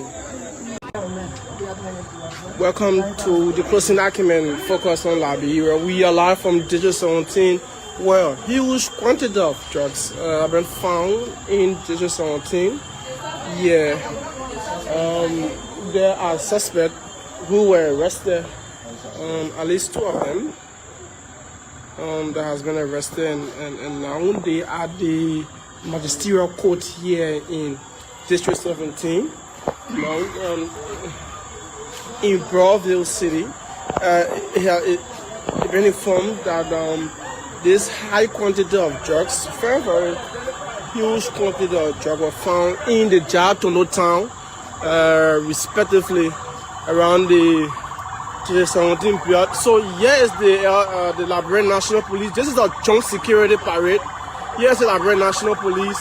Here with another consignment of quantity of drugs that were found around the motor corner. I mean the Jatono town, Fit Academy campus way. So you see, another quantity have been sent here to the court. Here, along with the police, the Liberian National Police is here. It's a joint operation by the LDA and the police.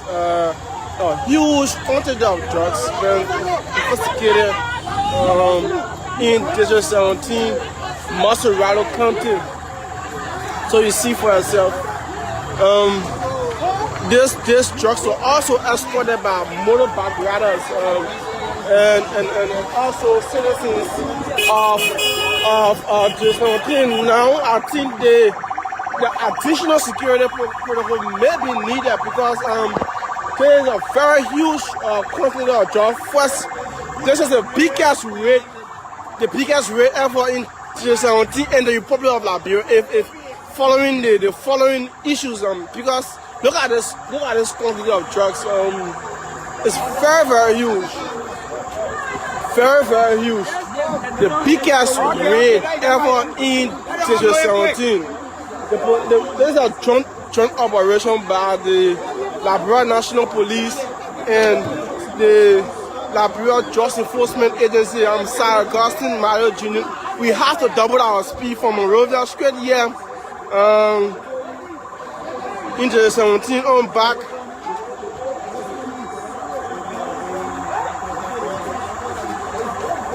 Force of Media is also live. Force of Hope Media is also live here. This is the first ever huge quantity of drugs ever arrested in District 17.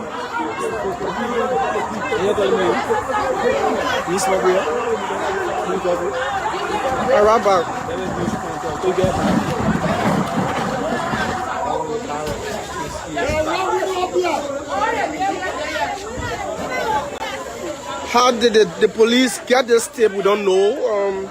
Who informed them? A whole house full of drugs in District 17. A whole house full of drugs in District 17. Now they are offloading these consignment from the vehicle. There were 2 suspects who is in there now.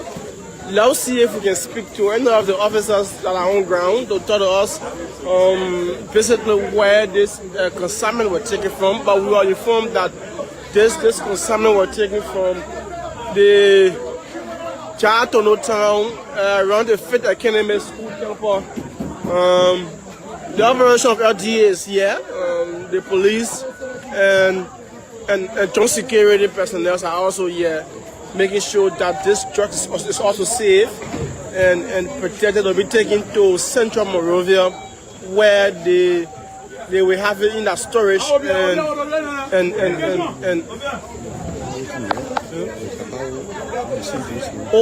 the Kapao is also part of the joint security unit. They are also here, so see for yourself.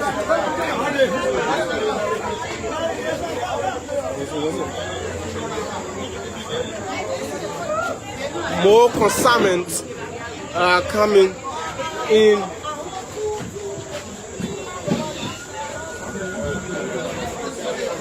Just yesterday at the Lawful Street, there was an armed robbery incident in Pinsville. Today, the LDA and the Liberian National Police, along with the Capao, arrested a huge quantity of drugs. Huge quantity of drugs here in Broadville, District 17, Massarado County. A very huge quantity. We don't know if there's some marijuana, cocaine, grass, kush, or what is it. But the LDA will maybe at the headquarters unveil these substances to the media when it reaches. So let's take you. I'm Sir Augustine Mario Jr. I'm behind the camera here in District 17, Massarado County. We have to take a very huge risk from town here on motorbike.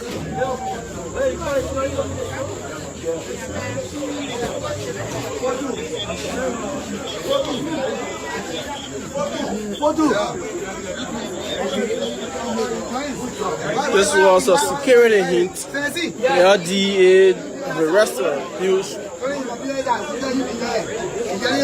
Just last night at the John Davis Black Factory in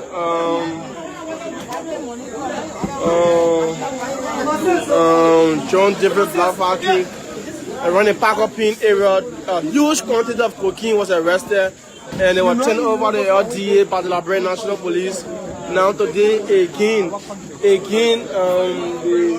LDA and the police have arrested another huge quantity of drugs here in District 17, Massarado County.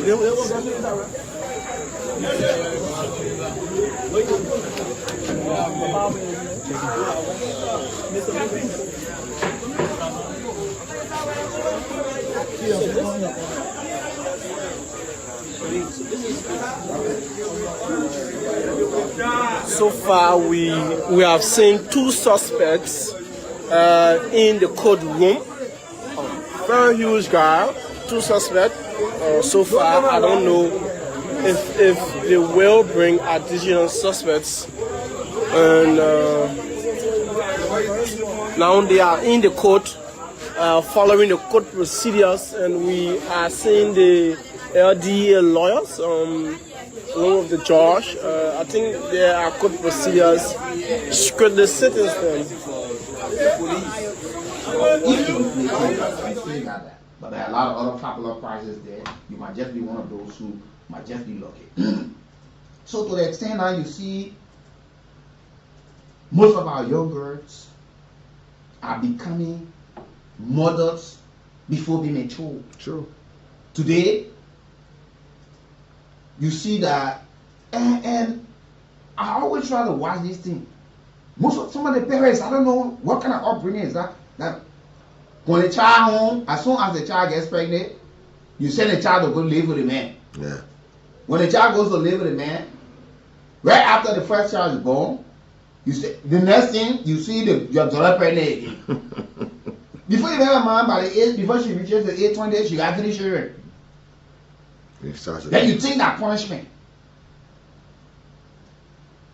Then she sees her friends and all of them would grow up in the community. The friends are looking good. The friends sometimes see you, the friend won't cry. You get baby on your body, you get one in your hand. After some time, he said, right now most of them, we're discussing Liberian behavior, we're discussing moral, we're discussing character, we're discussing upbringing civilization. How to, how to conduct ourselves when we're out there. Yeah. Then you finish say you won't go ferry man. You go ferry woman. I want good men.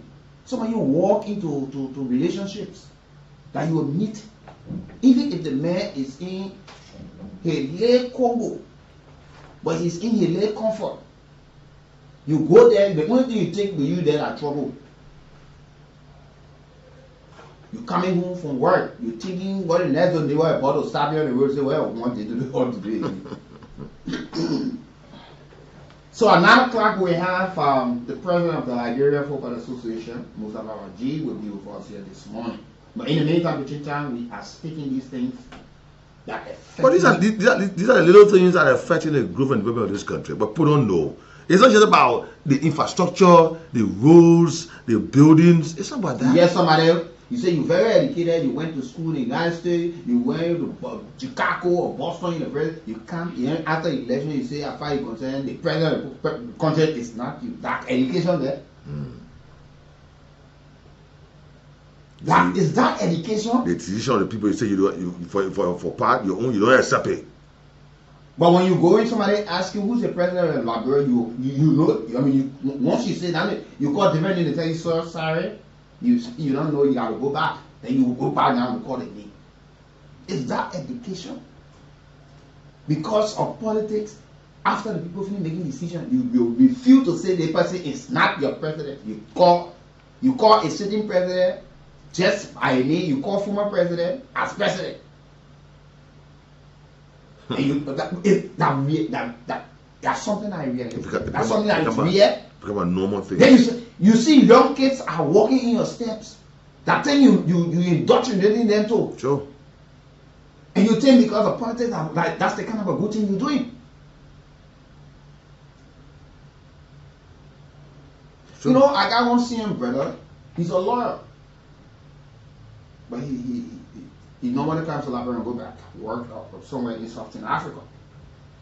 So when the former president won the election, most of the time we say that talking, they say he don't want to believe that President Joe will the president. I said, if you were, I told him, I said, if you dreaming, trust me, I said, you better wake up. I said, I said, dream. And I said it repeatedly to people, what are people, you like it or not? You don't have to like the president who becomes the president or the representative. That those are things, don't fool yourself with. It's just like some people thinking that you will not die. I already know I will die. So they're being, and that's only I refer. I mean that because I know that I'll be reckless and just jump on the road. But I know that I will. It will happen. I already know. But you know how many people very close to some of us today who have gone? Those are reality. In a short while, last year, everybody here, by the value myself can testify. Sure. People who we all joke together, they brought tears to us. Yeah. So you didn't be here today. I'm so secure now that my breath can never cut up. No. That's why you don't have any control over. Yeah. So when you have sense of humor. But there's a reason why with those little laws and regulations that are passed by municipal, by government into Liberia are not followed. Till the simplest thing today is threatening the survivability of Liberia. And the reason why, to the extent that the folks over the years been very successful in taking some of these things that were taught in school. You will see somebody who have graduated from high school today cannot tell you the cardinal function of a lawmaker.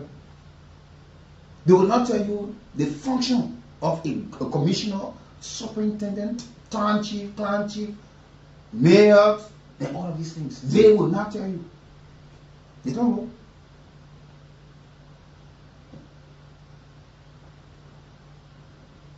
But the energy about politics had to insult, had to change all sorts of names. That's why we see. So at the end of the day, I saw one other photo from Senator DeLong. He posted. He said, "Yeah, my opinion, Aaron, we said, who used to follow me everywhere I used to go at the time. You see the man picture, you see the DeLong picture. You see? But these people are the leaders today. Yeah. Go and see how some of you leading the people that you claim that you are leaders for. Go and see. You sit and then look for names in other countries. Those people who were revolutionary started. And those things they fought for, they achieve it. But yet you get to the point, you put it on you, and you think the only thing to do is not to wear different clothes, but wear only party clothes or wear one khaki for money tonight, money tonight, money tonight. That what makes you somebody different. It will change it. What discipline?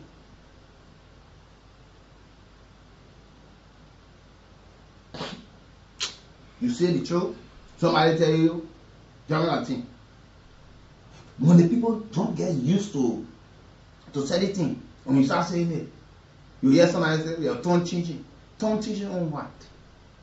Yeah. And I listened to you yesterday. Somebody said, "Yeah, because I'm in your favor now, so you want to want to hear things that will please you." It tells you you're not a normal human being. If you live and only for you to hear. You know why sometimes we're going to leave you guys to criticize her? It's because sometimes you guys are not objective in your criticism. So we allow you to speak. The time we can get people on the show here, take your own survey.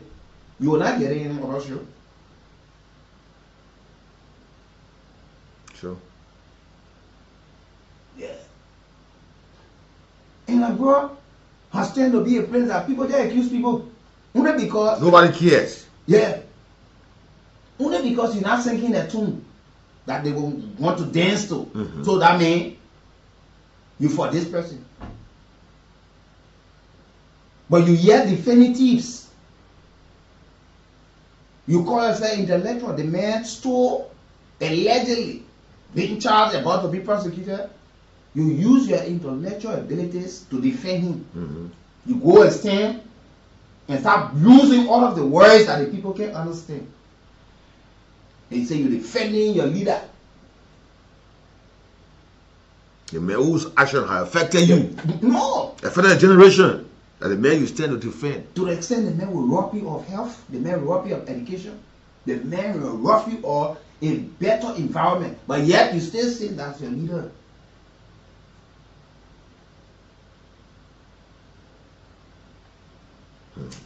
Just some set of people in Liberia. Yeah. But at about 9 o'clock this morning, we are hoping to have with us the president of the Liberia Football Association. Mr. Mustafa Radaji was with us on the platform this morning. But folks, wherever you are, this is how we like to welcome you. And the lines now activated 0775 919 919 0880 919 919. Our team members, you can certainly call us on to be part of the conversation. The kids yesterday. Yeah, the leaders, the leaders today. And you see the kind of leadership that they are providing for the country. They say, no more day were the best days. You're not seeing life, man. We saw life. Yeah. You put down the leaders. Yeah. I went to government school, but the government schools are lying in ring. But they are leaders today. What? They get the government schools. Yeah. So let's talk to our callers now on the line. The first call. Good morning. Yeah, good morning, brother. Good morning. Yeah, good morning, sir. Well, good morning, also. Well, you know, when I see our country that brought today, I feel bad. People have mind politics, people just killing one another, foreigner can't benefit. I'm telling you. I tell you, foreigner, they we just allow politics that people they're achieving on us, we're all on the way. Mm-hmm. It's like when you and somebody working and you offer our money or something to like bread, they will be fighting, other people will come and take it. Yeah? Why are brothers supposed to get their share if people fighting one another who did their own politics, and we don't like getting our side, other people kind of getting really going. Yeah? I just know that I'm going to talk like this family and say, just big politics, people get on the best again. But anybody comes up, the person who they thought they're finished. Oh. Well, I know. Yeah. Thank you.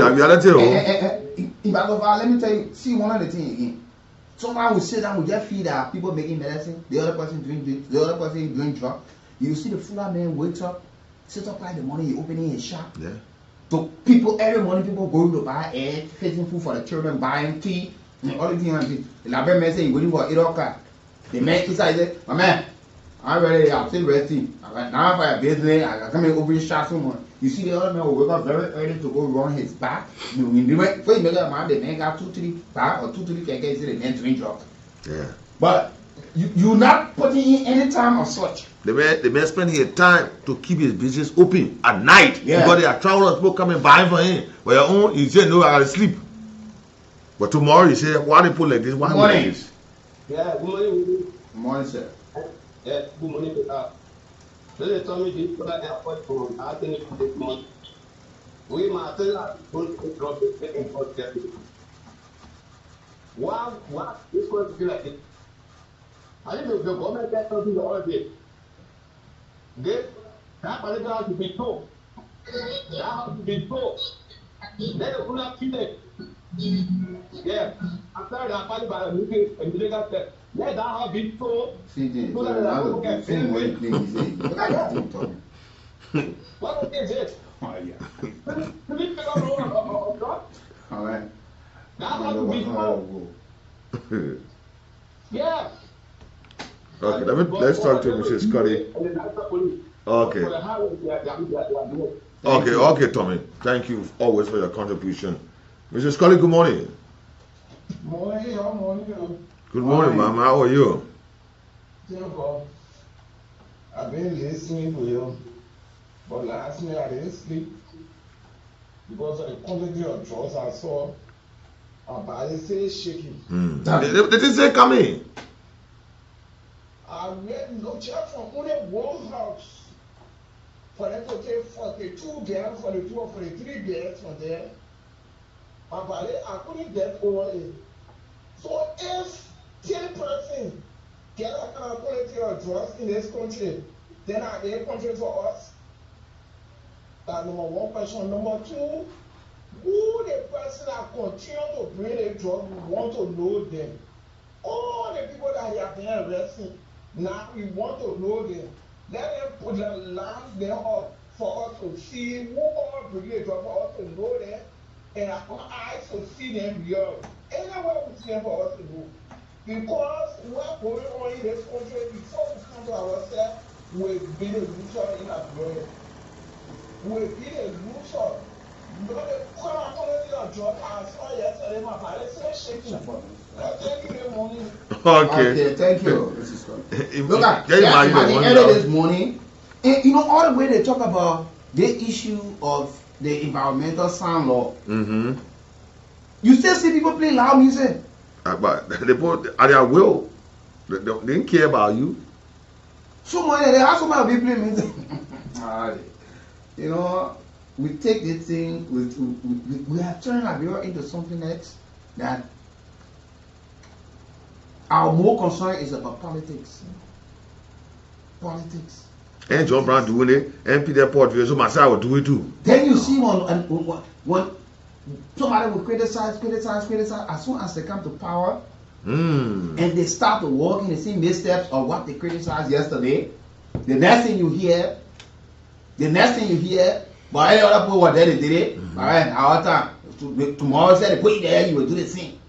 Yeah. So while you are following the broadcast, don't forget to play your Cool Cash Radio Entertainment giveaway at *star 799 *11 hatch, or you use the short code at *star 11 the star 799 hatch, and the option 11 there. Go and play $100 Liberian or 70 cents US. You want to play 2 times with 2, 3 times with 3, 300 or 400, just the number. And surely indeed will call you and tell you something later. Good morning. Good morning, Weekie. Good morning, sir. My name is Awosinde, and I call you from the FBA community. Weekie, you're talking about all of us saying, oh, the president, not my president, even though the president is being voted. But you see the president, not your president. But to be frank, for me, my likeness for John Bear is like an addition. No, but that is something that should be well respected. Yeah, my likeness for John Bear is like an addition. But that does not in any way mean that, oh, President Walker is being pronounced as the president of who's I come out and say, no, he's not my president. My friend to myself been going back and forth on the internet when it came to the election time. But the movement, Ambassador Walker was being announced as the president of the Republic of Liberia. I called my friend. My friend, and that cannot even take your admiration and love for that for former president. You still loving. That's it. Never. Even if George we are having to go for election for the next 15 times, if I'm family to be alive, I will still vote him.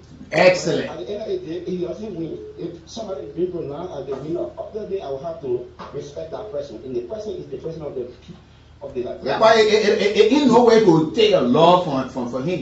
But you love him, you respect him, and you always saying as the better person to lead you. But Once the people don't make that decision in your favor, you still gotta mislead whoever comes. Yeah, the decision has to be. I mean, the people, if the people say, "Oh, this is the person that we want," obviously you have no other choice but to be with the person. Yeah. You know what I'm saying? That's it. Thank you. Yeah, thank you as well. Good morning. Yes, good morning, Weekie Bros and Nathaniel, the two ambassadors. Good morning, Wanda. Yes, Winston and there from People Road. Thank you for the show this morning. I think, as per my recollection, we are discussing moral upstanding and integrity. You know, what I know of our people in this country is if they get out there, outside Liberia, they present as if everything is well within. You see, and if they come back to their very workplaces, they don't have the moral, rectitude. So it's a serious embarrassment. Like when it comes to election, people come and present in the various communities, in our various constituencies, as if they will do things differently. But it's a very sad news that if they get back to wheresoever you are letting them to go, like in public places, they do things as if they don't know what exactly it is the meaning of their position. They can't define their position. We find it difficult to critique Liberian men. You see, they present us very well, but within. You see somebody going to the bathroom and don't flush bathroom, and when he comes out, but who use the bathroom? You see, somebody they saying that yes, I need somebody to marry I need a good man, a rare often. Yeah, God-fearing man, but you're not God-fearing. A rich man to marry. Then who will marry your poor brother? Is your poor brother there? Is a God-fearing somebody too? So like we have. Somebody don't take even comfort in the marriages or relationship. They take trouble there. We enter a level parent from one parent to another. Is a very serious issue. We don't know where we No, that politics, that was strength now, that politics. Good morning. Good morning, Pastor Weekie. Yeah, Emmanuel and Kilman. Yes, sir. For 7 minutes ago, Weekie, my mom is so heavy this morning to even discuss the issue. Whether you could permit me, please. They shut down when they get to the DA commander. They put new one that they try have been discovered. It's too much. So I don't know. And that's what we're asking. What are the guys? We hope that the steps we'll see it will lead us to something to minimize these things and get somebody high profile corporates who are involved in all these things and name and shame them, let them face the full world of our law and go behind bars. So they cannot be in a safe environment where all moving and they're not helping the environment but causing more problem for us. Yeah, in the short time they get changed. They don't have been discovered. My boy is so heavy. Where is because of apparatus? Where is drugs coming from? Maybe the new team working with other officers who were being obstructed, prevented from doing their work, but they are giving some key information. It's a joint security. Yeah. So the police also helping in the process, immigration also helping now. So you are just looking at all people, the gospel coming like rock. Then they are preaching. I'm sorry, don't have been discovered. My boy is so full of feeding. I said, what going on? Yeah, man. We thank God for it. At least the children of the president. Yeah. Good morning. Go to them. No one know even anybody they want. Good morning. Good morning. Go ahead. People asking the trust issue, right? They forget the past. Who you don't work with John actually they forget. Oh, John, not go here. Stay here. Stay here. When it comes to more attitude to talk about, we go where you see Kerem back right in the middle of the military party. We see my man back on the side, where they were well. They were well. They were coming and blessing, and they come to a president in one of us. Everything like you want. I say you see the clear packing with it. If we come here, hold you right now, then you say, why is the man we will survive? They will body. I will partner. I do not back the roof for a food power. It was still right now. But they right now, they get somebody, they cover you. So when you try to get this, they say, oh, you won't kill him, whatever, don't kill it again. Yeah. So while you're there, also have the chance to play your cool cat radio entertainment like your giveaway, winning 4,000 other fabulous prizes. That star 799 star 11 hatch, $100 Liberian or 70 cents US, or the shop code star 799 hash, the option 11 there. Go and play $100 Liberian on the room star MTN mobile account, or you want to play 3 times, 4 times, put it there. That 400, 500. The number you put there, that's the amount that you are playing. Good morning. Good morning, brother. I need you. Good morning, sir. My brother would say, thank God to President Waka. Because they trust the amortization. They trust business in this country. You know that all those countries, when they think country commander in those countries, those guys again, those drug dealers, they can put themselves together and bring huge amount of money every weekend. That's why they trust things for in this country. Because of money. And as people in the government that, you know, those senior people, their salary must increase.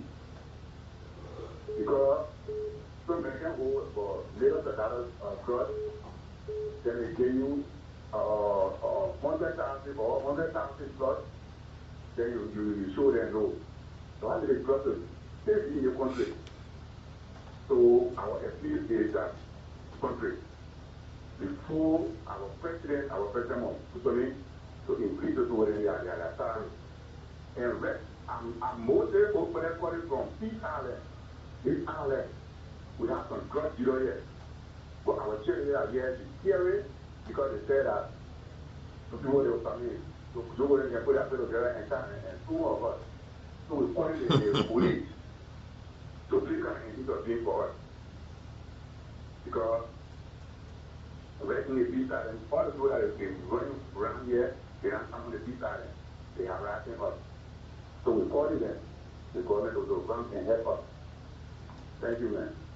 Thank you as well. Thank you this morning for being part of the conversation. You know, because we and that's the reason why we are where we are, of the way we have played with politics in addressing serious issues. Everything.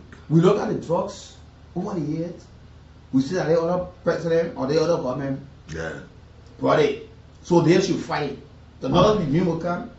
The other people who will go outside of the regime or stay in opposition, they will tell you that they other because it was said. So that to the extent we all mind the fight, we just think that this thing, and we did it with Ebola, we did it with COVID-19 here.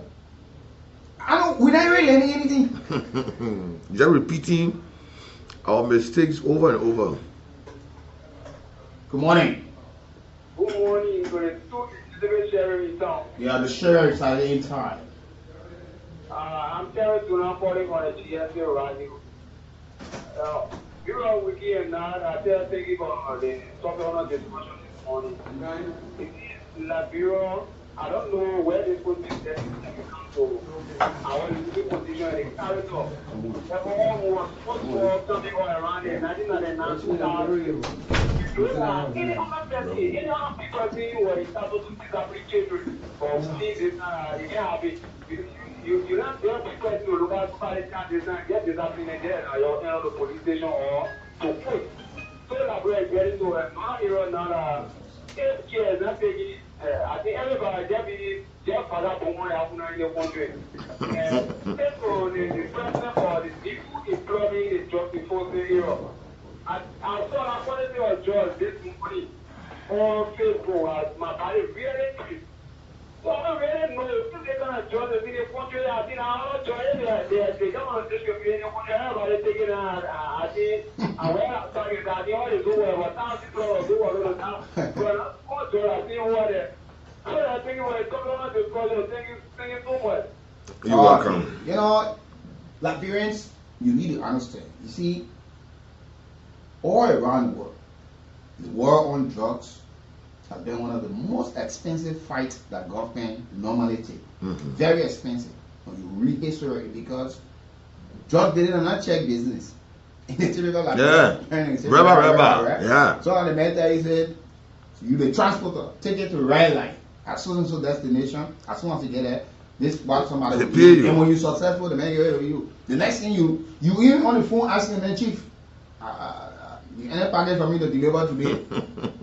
even from the security angle, those security officers that have compromised the fight, who are trading with the folks, escorting them, they themselves get their share. Yeah. When they say give you 10,000, now right, you're not waiting more before they give it to you. So this is a collective fight, and I like that the joint security is involved in this matter. Okay, shortly we have, I was still discussing it in, like you said earlier on, the president of the Liberia Forward Association, Mr.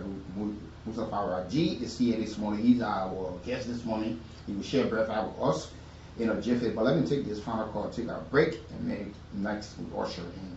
Good morning. Good morning. Good morning, sir. We can't complain. Yeah, this is kind of people who call them from Global and FM. You know, my Weekie, let me tell you something about the trust issue. Catching the people with the trust is one thing. Going under punishment is another thing. You see, 1990, you know what used to be afraid when they catch somebody say, oh, we can call us it. Even the mother said used to be afraid of. They very sure that I know the source. Because we know the punishment that those people used to receive. So, those drugs, those sellers, those smokers, the importers, let me tell them, let me know that those people get punishment for it. Don't be afraid of it. Somebody will hear the drugs one day, you're not sure for it, take it. But you're not going to right. If no punishment, you can't you know, but they can't they carry the freedom. They will do it go straight. Okay. Like one of the countries in Asia there, the head of the anti-drugs team, the guy, been tracking people down. He arrested, he was able to get a lead and he made an arrest. And the person he arrested is his brother who had been missing for 12 years for running the drug cartel. I guess spare you. We got other people behind bars. You know, picking through or doing the real thing in Togo, the sister-in-law to the president of Togo is now calling for the end to the family dynasty. The one family, the Assimilated family cannot continue to rule. They finish arresting her. Yeah. You know, Africa or with that 5.2 million, we know to solve some problem. One more in the next couple of years, we'll reach to that. We'll be in serious trouble in this country. Health sector, challenge. Education sector, challenge. The sports sector, hey. Mr. Raji will talk all the morning in the morning too. But let's take this bill. We'll come back. He's already well seated. Yeah, I'll see you with my long-term friend. We gotta rehabilitate these young people. We gotta get them skilled. Then we gotta create jobs. We gotta grow the economy. We gotta create jobs for our children so they're not hopeless. And that's how we'll solve this issue. Get an approach that is holistic and we'll do with some urgency because it's poisoning our young people. Thank you.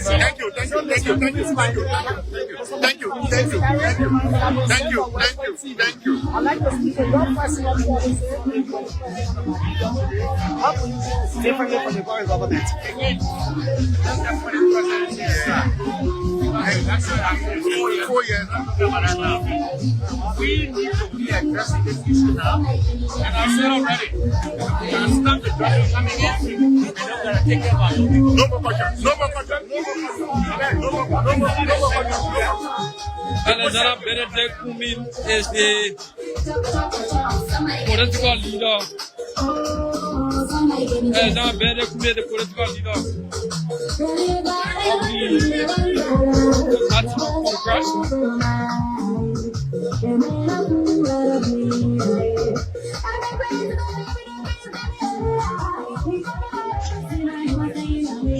Live from the township of West Point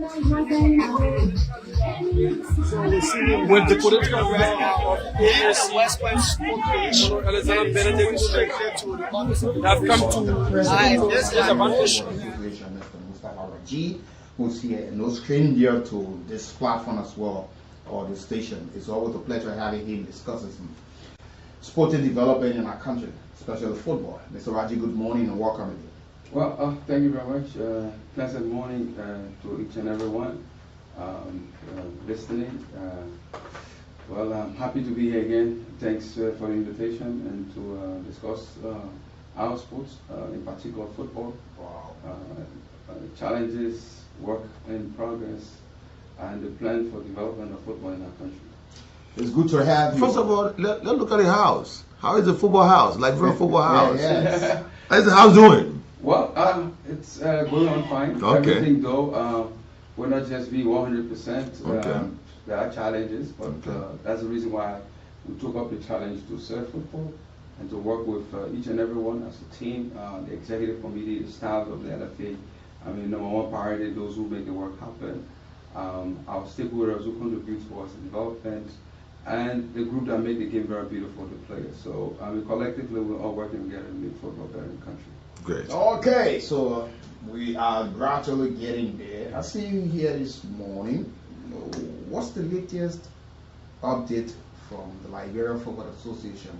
Where we are? What are some new things popping up? What are some of the challenges? What are some of the issues Liberians get smart about? What are some of the issues that still need to be fixed, and you are striving, making sure that you achieve some of them? All right, thank you. First, it's about our commitment, right?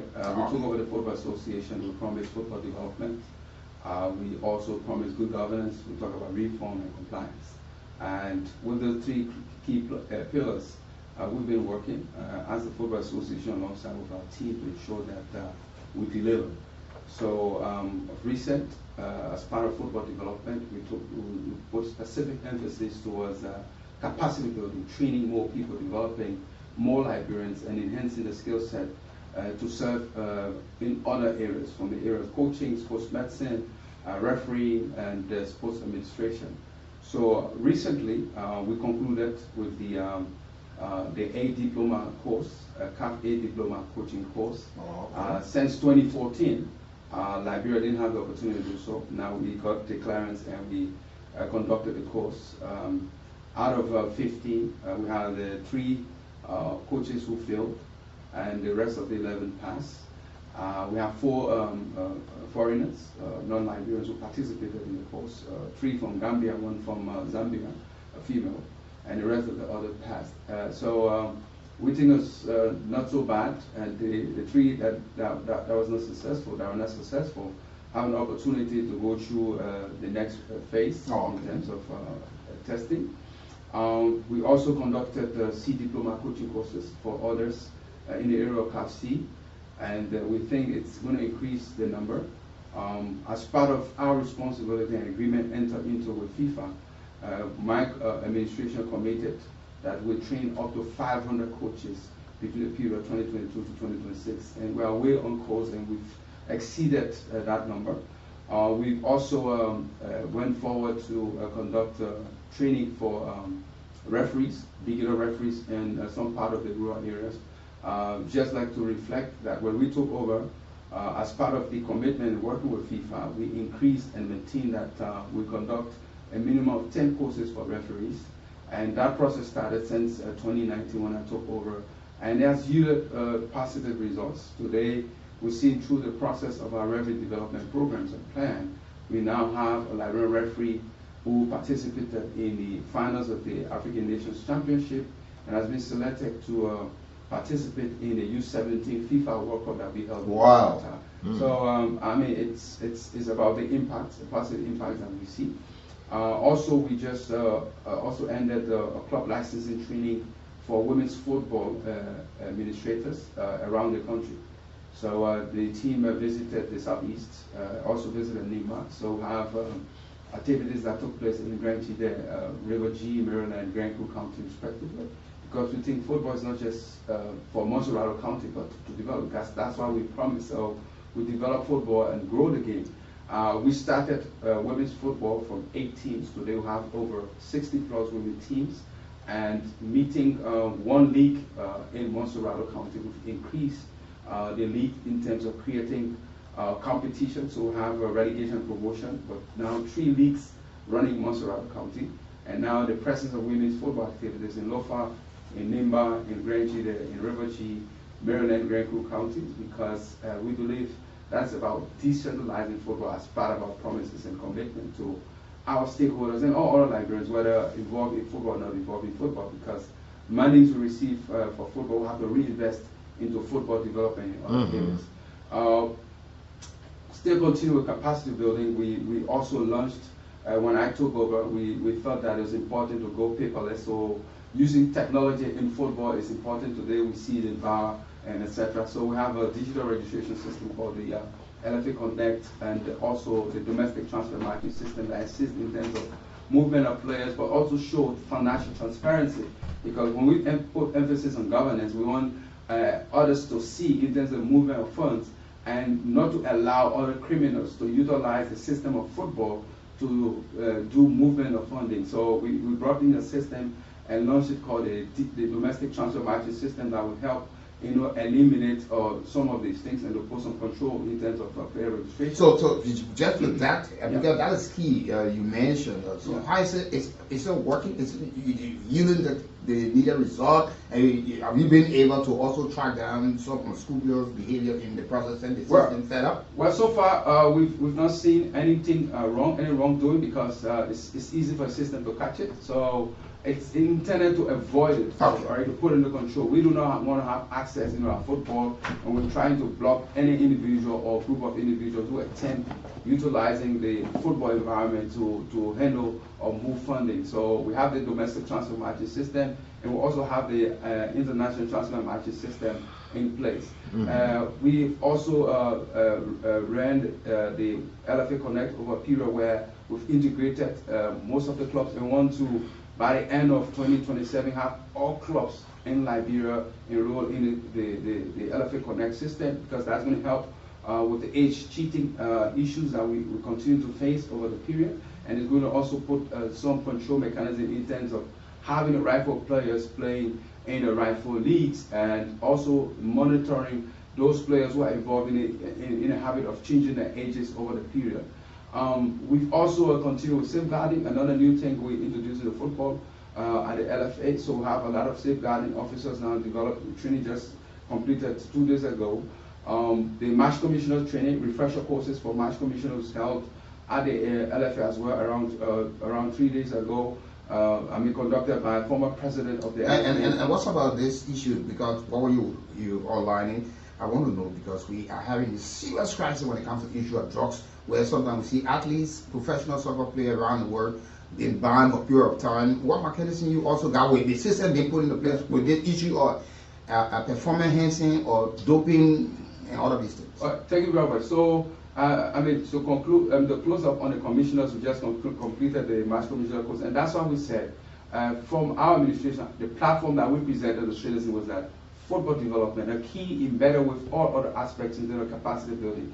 A good point you raised concerning doping. So my administration brought the first anti-doping course to Liberia, the first ever conducted on the continent of Africa, because we felt that there was a lot of issues we needed to address. Not only doping in sports, but to provide education to our athletes, our citizens, to our sports medics in terms of the danger of some of these products. Okay, and it was conducted. We brought in a couple of experts from outside, and a couple of days ago, our medical manager, Dr. Clarence Yaski, conducted a sports medicine course involving members of the Liberia Sports Medicine Association and medics, sports medics, attached to various clubs. The process to ensure that they continue with the learning process, understanding in terms of banned substances and the danger about these substances, because yes, there are sanctions, but we want to also ensure that they are educated, get all of the information, build the expertise to the level where they'll also be involved in terms of protecting our players, because there are some of these players or individuals who just walk to the drugstore and want to take, any kind of medication. So our sports medics also involved and trained in the level where they can provide this information to our players to ensure that they are fit and they are taken care of. Other activities that we've been doing of recent, I think we, unfortunately, our inter-club representative for the women's competition. The Determined Girls couldn't make it this time around. They traveled to Senegal, lost one, and defeated, I think, 3 matches. We believe that during the next league, another team will try, or they will try again. So it's an opportunity game of football. I'm happy that before they could depart, the Liberia Football Association, as part of our promise to all of our clubs, the champion teams, Timmy Girls, received $20,000 as winners of the cup. Lately, we also provided $20,000 to the winners of the men's competition, the first division, to FC Fasel. They also received it, because our commitment as the LFA is to ensure that when we make these promises, we deliver.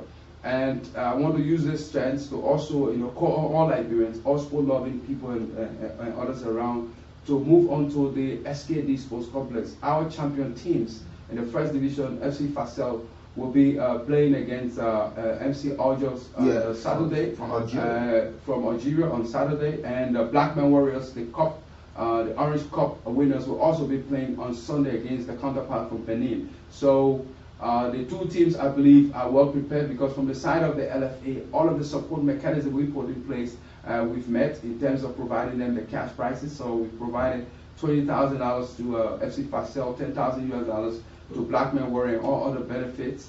And the other beauty about it is that when we took over, we committed to our stakeholders that we came in to Liberian football to serve, to also look at how we can reduce the cost impact on the clubs. So we introduced another mechanism that all of the clubs that will participate in inter-club competitions, in home and away, where referees will be coming, the LFA will cover the expenses of the referees. So I can tell you that the referees that are officiating in the matches for Fasel that came from Gabon, the Liberia Football Association 100% cover the flight tickets. Where are these monies coming from, Mr. President? Let me woo you. Issue of funding, money being a very serious issue in our country. Yes. Where are these monies coming from? Well, you being supported by the government? Well, no. For the operationals of the LFA, we have no funding from national government to run our leagues, to run the LFA activities. Where are these monies coming from? So over the period, we get our operational costs from FIFA. Though not much, but it's about how you utilize the funds. It's about how you appropriate the funding. Not sufficient, but we try to allocate in a way, and based on our commitment. And you talk about reinvesting into football as well. Yeah. So I mean, as I was saying, so the 5 officials that came, 100% LFA is in charge of it, and that of the match commissioner. So we, as the LFA, we pay for the flight tickets for those referees.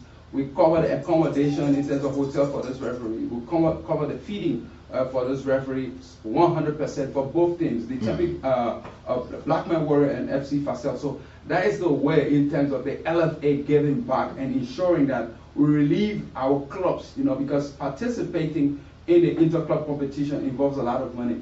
So the Football Association, as this part, try as much as possible to reduce the cost on those teams. Another part from the side of the LFA, looking at where we came from and our involvement in football, representing not only Liberia but other African countries around Africa, because I serve as a member of the CAF Executive Committee.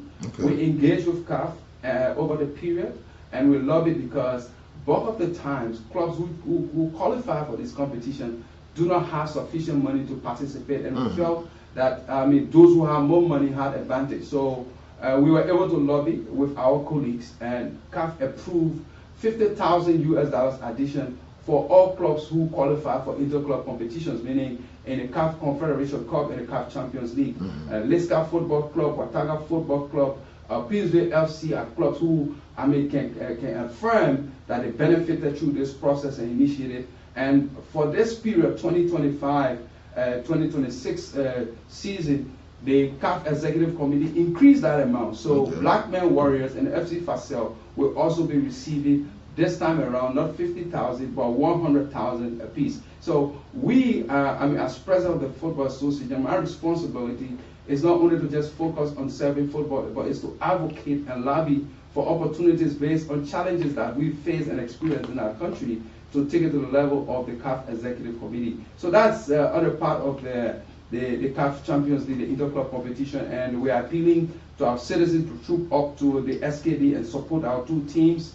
We are all one Liberia this time around when it comes to football. These are our champions. So we're asking the Barrow, the Liska fans, the B Mountain fans, FPRC fans to troop to the SKD and support our teams because they are representing Liberia and they are representing the flag. In addition to that, when we took over, we also committed that we need to address other issues in terms of working alongside with national government and looking at issues in terms of job creation, creating opportunities, short-term job creation, creating opportunities for other businesses. So our responsibility was also to engage with our counterparts because I serve as the first vice president of the West African Football Union. Okay. So on an annual basis, we engage with WAFU to bring international competitions to Liberia. And it's not just about bringing these competitions to Liberia because when WAFU bring a tournament here, they invest, close to $500,000 in our economy over a period of maybe 10 days. And who benefits? Liberians, because you have those in the transport industry benefiting, you have those in the hospitality industry benefiting, the stewards and also else. So I feel proud that the Football Association is also aligning with the vision of, the presidents of our country to ensure that we create these opportunities for young Liberians and those who involve in sports. So again, the West African Football Union, WAFU Under-17 girls competition is taking place in Liberia. Liberia Under-17 will be playing today and will be, again, encouraging people to go into the field because when we took over the Football Association, again, we promised as part of football development that we will identify talents, we'll develop the talent and transition the talents. And as part of this process, in doing so, we must integrate and identify young girls or young boys from a younger age so that they can be the future of our football. So today we'll be showcasing our under-17 girls, 100% funded by the Football Association, no other contribution from any other source, but a usage of our FIFA Forward funds and the operational costs from the CAF Impact Program. How optimistic are you, Mr. President, with this WAFU Under-17 girls tournament? I see Senegal, Sierra Leone, and Liberia being a host. How optimistic are you with your team from Liberia? Well, it's not only about optimism. The focus here is about development. Okay. They identify the talent because there are different kind of stages in football. And that's the reason why we decided under our administration to bring all of these things to life. Okay. Football development is not from the top, it's from the bottom. So when we took over, we saw that none of these things are in place. And mind you, today, the effect, in terms of performances of our senior national team that many of us complain about, it's not just about the current players. We should also now start doing a root cause analysis to look at what did we do in the past? Did we lay that foundation? Was it strong enough? Did we have youth leagues to identify these players? So our focus point was about bringing in leagues where we identify the players. So that's why we have a U12 or U15 national league that we're running as the Football Association, that we can identify those talents. And then those talents from the leagues will be taken and go into development, meaning training. So under-17, transition into the national team and from one level to another. I'm very hopeful. With the coach that we have, Sekou Monuba, who has worked in the past with Lee Football Academy and now a CEO of Real Moja Football Club, a female club. He has been doing very well. I'm positive that our girls will do very well today because it's about development. But yes, they're going to showcase because we must continuously invest in these young girls or boys, and definitely we'll start to see the results in the near future. So I see, Mr. President, I see a lot of capacity building and giving a lot of folks the opportunity in terms of training. I follow one of the executive member, Councillor K. Jalate Seyo. He wrote into the FIFA Master Program, and you gave me a lot of Liberians upon capacity building on whether it's a 1 day or 2 day workshop or 3 days workshop. What are you drawing from these line of training process. What's your secret in that process? The essence is about quality. You, for example, we don't want people, for example, to claim that yes, because they can take and apply medication to players or any individual within the community, they will classify them to be a doctor. We want to build quality. We want to have the best out of the best. And in development of football, you must have the expertise. In order to have that expertise, there must be a foundation, a syllabus that they must follow. And that's the reason why we feel out of the football development pillar, where we talk about capacity building, that we must train people that will be able to scout players, for example, identify their talent. We must train people that will be able to develop players, develop referees, develop match commissioner, develop doctors. We must also have people that will conduct monetary evaluation and placement, and as we'll be talking about transitioning of all of these talents. And in order to do so, we must continuously train people, because training doesn't come to an end. We must always train, refresh, and that's the reason why we at the Football Association, with the support from FIFA and CAF, each and every time we request on FIFA for this thing, they feel appreciated, because the use of football money is actually reinvested in football. And it's evidence that you can see, what we are doing. You mentioned Councillor Gilate. Gilate is not the only person enrolled in the FIFA Master Series. It's around almost around $50,000 US. The Liberia Football Association will be investing in a Liberian, a person who has also served football, current president of a first division club, Watanga Football Club, and also a member of the executive committee. Now, that's not just only from the top. We also have employees of the LFA who have also been benefiting from the training program. As I speak, we have our youth coordinator, Mr. Wingaga, away there in Egypt. He just went through a training at the level of CAF in terms of the football management course.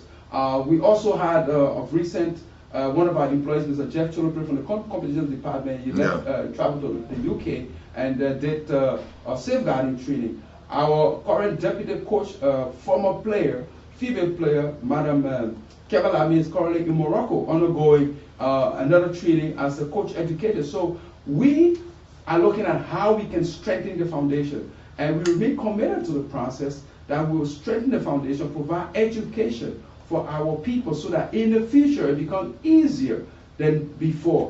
We want to build quality, so that quality will be invested in the systems and processes we have in place, will be invested in the area of coaching, in the area of referee, and other areas of... And even when you talk about referee into the Confederation of African Football, referees are being appointed upon. Well, today I'm happy that Liberians can see, and that is the output. That's what we talk about. Like I followed 3 Liberians: Washington Dolo,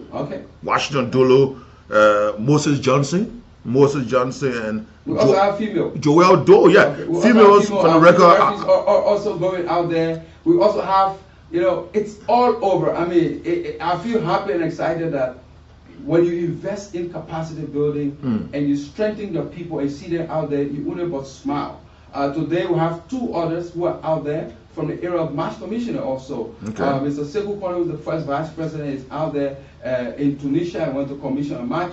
Mr. Alvin Brown is also heading to Sierra Leone to also serve as match commissioner for international match. So, everything is happening because the results in terms of what we've invested, the amount of money we put into capacity building is yielding positive results. And that's the same once we start seeing from the level of coach development and our players development. Now, let me take you to another part. Yes, we're playing under 17 in Liberia. Another aspect of our football development, a key part, is about the football academy. The football academy, each and everyone talk about football academy.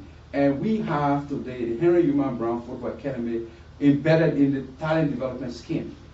This team, a new breed of young players, will be traveling to Mali to represent Liberia in the WAFU Under 17 Youth Championship qualifiers. Wow. And we're very hopeful and positive with the support of Coach Ami. We got a coach from England that FIFA is supporting in terms of his salaries. We, as the Football Association, again, is taking the responsibility to provide him full transportation in terms of the vehicle, accommodation, and other costs, because we think youth football development is important and key, and that's the way to go. So these players will be traveling very soon, scouted from all over Liberia. Okay, so let me just give you the breakdown. They started a process headed by our legendary, celebrated star, James Diba, who is serving as the head scout of the team, the head of scouting for the talent development scheme. They traveled over to almost 15 counties in Liberia, identifying the best talent as the first phase. Now, the next phase they went through was to scout players from the leagues. As I told you, the leagues form the cardinal part where we identify the talents. So we also organize what we call the best out of the best. So meaning the leagues played in Maryland, Grand Jide, Nimba. The best out of the best under 15 players were also scouted, brought back to the technical center, okay, and we conducted what we call the best out of the best to identify the most talented ones to move them to further development. Okay. That process took another phase, and today we're seeing now the team in preparation.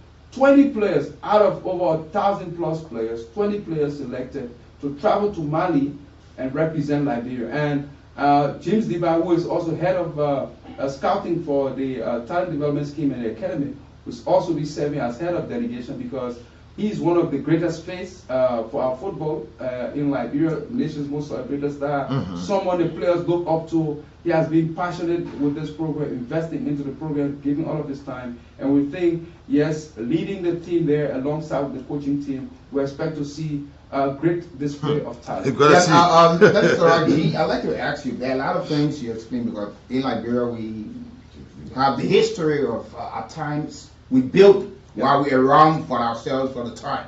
When we are out, legacy or continuity is a problem. Somebody comes and says, all of these things that are put in place, it was just done because of the time and accountability, because there are a lot of figures you also mentioned here earlier. So are you of the conviction that the system you gradually put into place so far might continue, even if you left? Well, I'm 100% positive, because if anyone dare attempt to mess it up, I mean, the citizens are going to go at them. We never ever had an academy in place. We came, we started a process, never ever had a grassroots league. We started a U12 league or U15 league that is visible. That is a place, a pool where you can identify the talents. We decided to establish an academy where you can take those talents to develop and then to further transition. I don't think anyone will want to come and destroy that. We just got an approval from FIFA to refurbish and upgrade the George Maria Technical Center in Kersworth that will be hosting the team of players that will be on the academy. The LFA again, I mean 100% is going to be covering the support of those players that will be at the academy in terms of 3 times a day meal. We're going to be covering the tuition. We have the funding to cover the tuition. We brought in bags, we brought in shoes, and we're going to cover the uniform cost, transportation, 100%, because we want them to be focused on football, on education, and we're now building a team that is going to be managing them. With the digital system we've put in place, I don't believe anyone will come and put it aside, because now we've gone from paper to paperless. You can stay way there in Europe and register a team from your cell phone. You can register a team from anywhere, any part of the world. So I don't think there's anyone or individual who want to come and bring it down. And that's the reason why we thought that when we come to the Football Association, we want to make things different. We want to bring new innovation. We want to evolve football in a way in our country that will be sustainable, that will be strong. And mind you, players from the academy that are owned by the Football Association will be marketed, and fundings from the academy will be reinvested into football development. We believe this is the way to go, because bulk of the time, key challenges we face in our country is about money. We don't have money to run this program. As I stated, the Football Association is the only one in this business running the academy program, the only one in this business financing a U17 team that is playing at the SKD today. The only one in this program supporting the other 17 boys that will be going to Mali. So there are a lot of things that the Football Association will be doing. We understand, and we're hoping that at some point in time the government can come in and align with us in this youth initiative. But at this point, we're not just going to sit down and fold our hands. So there are a lot of things we are doing, going commercial very soon in terms of bringing our own football brand to be marketed in Liberia, to ensure that We have subsidized balls for our clubs to play football. At the same time, we compete in the market and put it out for sale so that the fundings we get as profit will be reinvested in our football program. Mr. President, from all indication, your expose, you should be making a lot of progress when it comes to football development in Liberia, and one may be concerned on the national scene. Is it yielding results? Well, it's a process. I cannot tell you that at the senior national team level we are doing 100%. No, I'll be misleading you. But are we also concerned about the factors that result into poor performance? What are some of those factors? Thank you very much. So I'm about to play again, all right, next week. And if you request, for example, the coaches also have responsibility.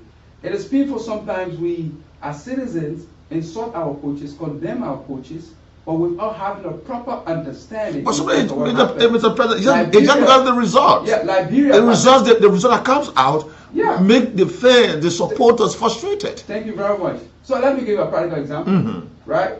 You're about to take a race from here to the airport, RIA. 2 vehicles. You have one that is fully fueled by a father and it's working, properly functional. You have another vehicle by another person or individual owned by a country called Liberia. No fuel, and the race starts.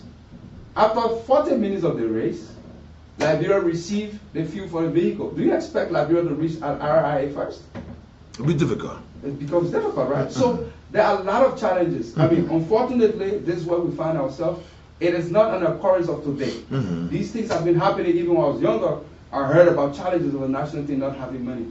We departed Liberia to Tunisia, an entire delegation with almost no money, but $1,000 as emergency funds. Wow. Do you think first of all it was motivating for the players? No, that's demotivating. But it's the situation we find ourselves in. Do you think reaching in Tunisia, we have money to pay to the hotel? No. We had a regional credit. It was also frustrating. Do you think we had money in terms of the players' allowances? No, the players are complaining about their allowances. When did they receive it? We have to manage for them to get it on the day of the match. So there are a lot of factors that affect the performance of players. Now, I'm not saying when the players or the team have all of this, they're going to win 100%. That's impossible because it's a game of football. But we should also and always focus on the preparation. The pathway to success also involve early preparation, better preparation. Now, did we have an opportunity to give Coach Thomas Kojo a chance to have an international friendly match, to test his system, to assess the ability of the players? No. The June window came. We did not have an opportunity for our national team to... What were the costs? What were the costs? Because there's no money. I know with a lot of the issues you have profiled, you have been one of those sitting there saying, this is necessary. It never happened. I mean, if the request is placed and you do not get the money, what do you do? I mean, we cannot make magic, all right? We cannot make magic, and, you know, the national team of Liberia has a father. Okay, the national team of Liberia has a father. All right, we all have our kids. It's part of our responsibility to cater to them appropriately. And if we fail to do that in a timely manner, we should not expect to have a better performance than Tunisia, who is spending so much money. I mean, you saw the team in terms of performance in Malawi.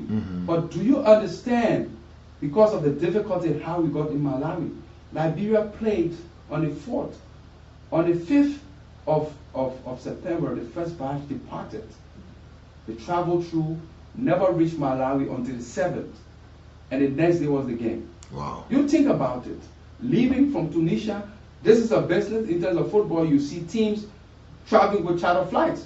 How did Sierra Leone get to Guinea-Bissau? Charter flight. How did they come to Liberia? The charter flight brought them to Liberia.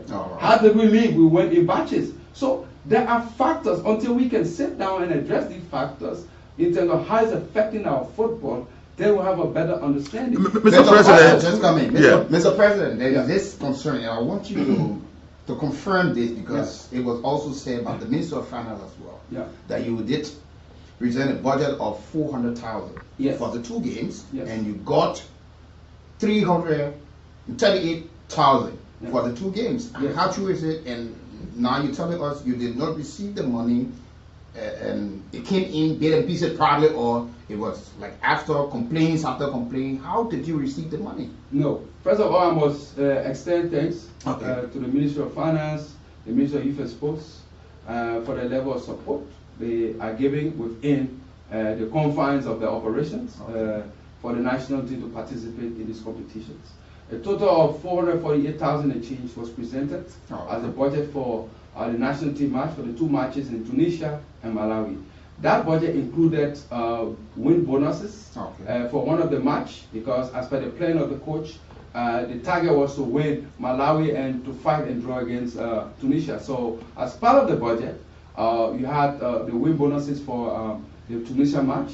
You had the indemnity for the coaches staff in terms of the benefits and other payments to the technical staff. Due to lack of funding, the LF was instructed to remove the aspect of the bonuses. The LFA was also asked to remove the aspect of the indemnities to pay coaches and other parts. So it resulted in a reduction of around $340 some more thousand US. Yes, the first batch of payment release wasn't released on time. The team was already in Tunisia when the money was released. Wow. The team was already in Tunisia, so an arrangement was made to get the tickets on credit. Around 175,000 was paid to Waka Now in 2 phases. The first payment of 75,000, and the second payment when government released 100,000. 175,000 of that amount was paid to Waka Now for the coverage of the flight tickets that moved the team from here to Tunisia, Malawi, but they went by commercial flight, not charter flights, so they went in pieces. The payment of the premiums were also made to the players on the day of the match. Wow. So when we received the money, we had to try to transfer, and if you are aware, I believe bulk of the players are listening, because we were under immense pressure. The players did not believe that, okay, when they return, we could give them the money. We had to send the money to Tunisia. They did not receive it in US dollars. They received that money in euros. So you have the FX loss, because you all know in terms of the exchange rate, so that's FX loss. But all of the players received, we ensure that all of them received the payment before the game. Even though late, but at least they received the payment before they could play the match in Tunisia. The accommodation costs as well, all of us received late. So we did not receive the money 2 weeks in advance, 1 week in advance. No, this is the challenges we go through. And based on, Mr. President, did you request for such a payment in advance? Yeah, way in advance. Or was it literally? Way in advance. We requested way in advance. I mean, the request was placed, but again, I mean, if money is not there, all right, I mean, you listen to the minister, and he referenced out of budget spending, because if it was not available, they needed to find it. And we as the LFA also understood that while the government is working, we needed to also work, engage with other partners who could stand, you know, as guarantor for us to be accommodated. Mind you, traveling to Tunisia, no payment for hotel feeding, that would be another mess. So we have to engage with our other partners to see how they could, you know, accommodate our team while we are waiting for government to provide the funding. And the funding was provided. Let me come to you, Mr. President. Liberian people want to know about their players. Because if I found on the 2nd of September, the Lone Star team had a focused video section earlier that day, analyzing movement from the previous game and setting the opponent ahead of the Thursday match upon. How are the players doing themselves? Are they sacrificing? Are they really putting themselves in the games? Because many a times the fans, sport lovers, Liberians get frustrated when they see with the joy, the jubilant move that players get in. Well, at the end of the day, they don't get a win. How are the players? Well, I want to say, you know, I mean, if no one can say bravo to our players, thanks to our players for their commitment and dedication, their hard work, I would like to again use this time to say thanks to Oscar Dolly and his team. Thanks for the time they continue to invest. Thanks for the sacrifices they continue to make. Look, I continue to say we must all conduct a root cause analysis. Today we pay one of the least on the continent in terms of appearance fees. We pay $1,000. These players have friends, all right? They are doing their best, but you know, we have a common saying in Liberia. It is, we said, money makes bigger dents or whatsoever. Yeah, money makes bigger dents. So we go through a lot of challenges and insults. I tell you personally, sometimes we engage some of these players and their agents, and to convince them to come and play for Liberia, the first thing they ask is that, what is the appearance fee? When you sell $1,000, but there's no need for them to come and play for Liberia. You know, I mean, I can give $1,000 to my players. I mean, that's why we experience. But those who accept the call-ups, make the sacrifice and come, we must say thank you to them continuously. Yeah, I know. We defeated Devantier, Oscar Dolly, yeah, they came from the dwarf from the Czech Republic. We defeated Sao Tome here. We did not receive the money before the match of Sao Tome. We went and talked to the players. We appealed to them that, look, play on credit. We guarantee the government is going to give them money, right? And they did. And we gave them the money. So my point is, you know, sometimes we have to look at the sacrifices of the players. They go through a lot of difficulties. These guys travel sometimes 18 hours. And once they arrive and they request for the money, it's not there. You know, it becomes demotivating. So emotionally break down. We, on the other part, will have to start counseling them, trying to encourage them. And it's a difficult process. We should now compare the caliber of players today that we have. And let's compare it to the We Are 11. The We Are 11 also, let us compare and check. How long did they take to reach that level where everyone started to celebrate their wins? Okay. How long have we given these young ones, okay? How many of them have been playing in Europe over the period compared to that of the We Are 11? Thanks to President Snow and thanks then to former President Taylor when they had this US $5,000 package that was like a major boost. I wish we could have that, but if the government do not have it, we cannot perform magic. Okay, just before we go to the lines, I thought to ask you this question, Mr. President, because I've seen football is a big business, and a lot of folks, what's the level the NFL are right now in terms of dealership or sponsorship to most of our clubs? Because you are honoring so many costs, 100% from the angle of the LFA, and we got a lot of big businesses or consortiums company in Liberia. Are you sitting there or being left with those clubs to seek sponsorship on their own, or you've been talking to some of your partners? If you are doing that, how far we are that some of the burden can be reduced from the LFA taking charge of some of these things so hard? Disappointingly, I would like to regret to say my statement that we have big companies. I don't know when you say you have big companies in Liberia, because I don't feel them, I don't see them. They don't care about teams, they don't care about investing in the youth. They have no concern or interest in supporting sports, football, basketball, long tennis, volleyball, kickball. They have no interest. They have no interest in providing portion of the corporate social responsibility to investing in these clubs. All right, and it's a shame that, I mean, both of these companies come to our country. They go, you know, explore our minerals. They have access to all of these things, but are failing and refusing to provide share. But a few, just a few companies who are showing this interest, and the amount of money they are providing is not significant enough to go around the table to all of our clubs. Thanks to Dogsbet, you know, Liberia for standing up and doing that. Thanks to Bettermax, you know, that identify with the LFA in terms of the Bettermax Cup, but they extended to 2 clubs, Watanga Football Club and Shatta Angels, which is a plus.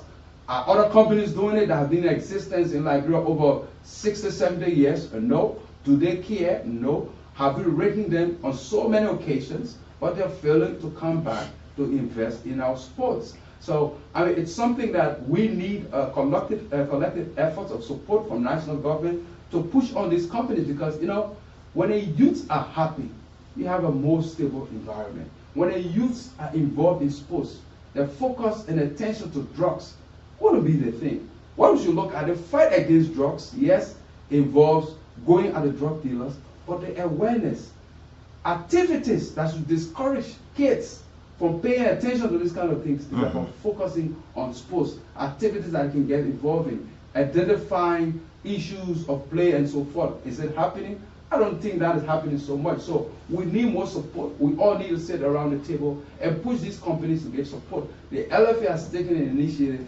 We've written so many organizations to provide support to our clubs, and both of them, I mean, I just moved with this no money syndrome. Yeah, Mr. President, before we go to the lines, I personally have thought of asking this question. Yes. I don't know whether you answer it or not, but it came from the backdrop a lot of issues from student groupings in Liberia, when at one point in time staged your protest at your office, the headquarters, upon. I want to ask you, for the sake of the public, are you a Liberian? Which part of Liberia do you come from? Well, So thank you very much. Again, I mean, I'm a Liberian. Okay. My father is a naturalized Liberian. Under the law, we guarantee and grants everyone their rights. Okay. I was a born Liberian because my father was naturalized. My mother a Liberian, so I don't understand what's the crime. And it's unfortunate that you have individuals running around, parabolating the places with no ideas, will come instead of focusing in terms of how they will build the future.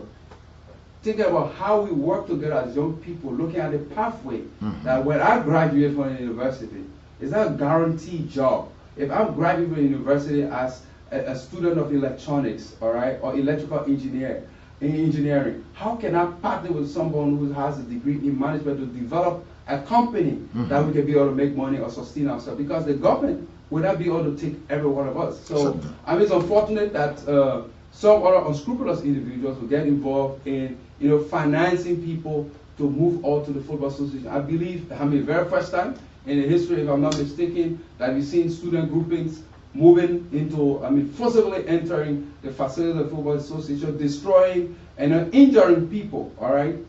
For what reason? I don't know. Let's go to the lines right now to take a few calls as it relates. The president of the Liberia Football Association, Mr. Mustafa Raji, is here with he has spoken on a couple of issues ranging on our footballing body in Liberia and other issues. So, folks, 0775-919-919, 080-919-919 are the two numbers. Let's hear you quickly. You're live. Good morning, the Honourable President. Yeah, let's hear you quickly, please. The President, this is my first chance to call you. So the second to the last question is the aspect of business, how well you linking with other companies or whatsoever. When it comes to the Olympic committee, how well is LL can be working, because you have 20 acres right there sitting down. And LL can even help LL say, let's go use to practice here. But there's not nothing. How well you people working with the Olympic committee? Okay, he will answer that. Let's talk to this caller. Good morning. No, he can continue with that. Good morning. Don't hold the line. Let's hear from this caller. Good morning. Good morning. Yeah, let's hear you. Please be precise and go to the point. Yes, Dakina Dan calling from DSA Road. Dakina, go ahead. Yeah, I want to recommend something to our president. What you are doing, I got it to work the betting institution in Liberia, because the other time we talked to Mr. Sample, he bet on my office taking tickets. And at the end, You said you want to recommend, ask a question. Let's talk to this caller. Good morning. Hello? Let's talk to this caller. You want to call and hear yourself. We will not take you. Good morning. Good morning to you. Yes, you're welcome. Quickly, let's hear your concern. Okay, Chief, the issue is the president, you know, we know you very we want a strong man, who always look for young people to be active. But Chief, you forget to know that one of your best supporters is the critical moment justice. You went on a survey to JFK, and all those are them going to the best talking, and they get to the Those are personal issues. You can handle it. Good morning. Good morning. You're welcome. President actually is doing well in the youth, and a lot of things have been going on in leadership. We are very good and doing very well. Actually, some difficulties faced with very free as we are on our freedom of payment and struggle the issues development. I want to appeal to the Liberia Football Association President RIG to see reason and the reference committee to increase it. I think it would be better for our reference department, because nowadays the reference. Okay, he got that. Let's talk to this caller. Good morning. Good morning, Weekie, and good morning to the best president ever in the real football. Go ahead. We have a certain question for the president. For me, I'll give a recommendation. Why would it end up in 80 years by this society? In terms of money, company. Any address that for us. Okay, thank you. We hope that he addressed that. Good morning. Good morning. You're welcome, sir. Let's hear you. My name is Mark Russell. I'm calling from TSA Road. Good morning, Rash. Good morning. Okay, look, my concern is about this women's football. In our national league, who is the feeder team for the women's football? In a much we're talking about identifying talents to support the national team. It's only one way. That is the issue of the men sports program that are going on. So I would advise for you to see how best we can strap up this keyboard thing here in the National League, in the National County League, and introduce the women football from the rural counties. And also I want to address the issue of the high school league that is very much dormant in this country here. You know the likes of James Gilbert, Weir, Navid, Kevin Silver, all you guys came from the National High School League. So please see how best we Okay, let me talk to this caller. Good morning. Yeah, good morning. Good morning, sir. I want to say thank you for the information people. I get hold that all the help them to from my point of view, what is the epic doing about the Olympic Stadium people here in Tokyo? I think he spoke about that, but I'm sure he will talk about it. Let's talk to Mr. John Smart. Good morning. Good morning, Nat. Good morning, Weekie, and good morning, Mustafa. How are you? Morning, morning. I call to appreciate Mr. Rajiv and to set certain records straight. Mustafa, you are doing a very good job at the LFA. I want you to continue. I've watched you, we've known each other for years. And you have really done well from Barcelona to now. You have done well. But I'm calling on the critics of Mr. Rajiv. Criticize Mr. Rajiv for what he hasn't done for football. But leave whether he's a Liberian or not, because I, as the former Commissioner of Immigration, can verify that Mr. Rajiv's father was a naturalized Liberian citizen. Mustafa was born here, and Mustafa is indeed a Liberian. I thank you very much. Okay, thank you. Let's go over to the president of the Liberia Football Association to address some of the concerns raised by the callers. So thank you very much. So again, unfortunately to my brother from the Olympic Village, the Olympic Village is owned by the Liberia National Olympics Committee, not the LFA. However, as part of our football development agenda, we committed to developing infrastructures in the country. When we took over, you see today we have the Tusa field, we have the SKD practice pitch, we have the Doris Williams pitch, we're there in Grand Bassa County. However, it is also challenging in terms of the funding we receive. I mean, you question in terms of where we're getting all of the funding from. So we have to come with appropriate, allotment and allocation. Otherwise, we will shut down and not be able to conduct any activity. Today, we've increased the number of playing facilities. We refurbished the blue field that we're now using for our youth program. Currently, we have the Gompa football field in Nima County, a new artificial pitch that is awaiting dedication this month. We also have the Thomas Flood pitch that is also ongoing construction and will be finishing before maybe October or so. We also have currently 2 ongoing, one now just completed, mini pitches. So all of those who live around the Rawalsfield Highway, I mean, they will be the witnesses to confirm that we are actually using the money for football development. The Bible Way School, for example, there is now a mini pitch that you can see in terms of the FIFA Arena project. And that will be constructed, finished very soon at the Shuffling Barracks. So these projects are ongoing. Of recent, the Liberia Football Association turned over a full-size artificial pitch to Grand Cape Mount County to develop that facilities. We have other projects and activities that go on. I mean, I can show my brother, all right, that, I mean, once we continue to work together and you gave us the chance with your support to work, we will certainly move and ensure that we put playing pitches all around. Because, look, in order to develop football, you must have an office, you must have a technical center, a center of excellence to develop the talent. You must have a pitch. A good pitch. It's not always a bad pitch, but a good pitch to develop quality players. And that's the reason why we are working in this direction to ensure we do that. On the other part, well, kickball is a sports. It's a sports, it's part of the sports in Liberia. As president of the Football Association, I cannot support or discourage the exclusion of kickball from activities in the International National County Sports Week, because there are girls who are also interested in that sport. What we can appeal or continue to appeal for is to be given a chance to display women's football at the level of National County Sports Week. We started at the Football Association, we invested money as a pilot project to show to the rest of Liberia that women's football is here, women's football has been supported by the LFA, we should be given a chance to showcase at the level of the National County Sports League, because it's not fair to our girls that they are playing football in the league, but they cannot have the chance. Now, our brother who mentioned about the support, the subsidy to B Mountain. B Mountain is a member of the Football Association. In accordance with the statutes of the Football Association, which is the Constitution, every member is equal.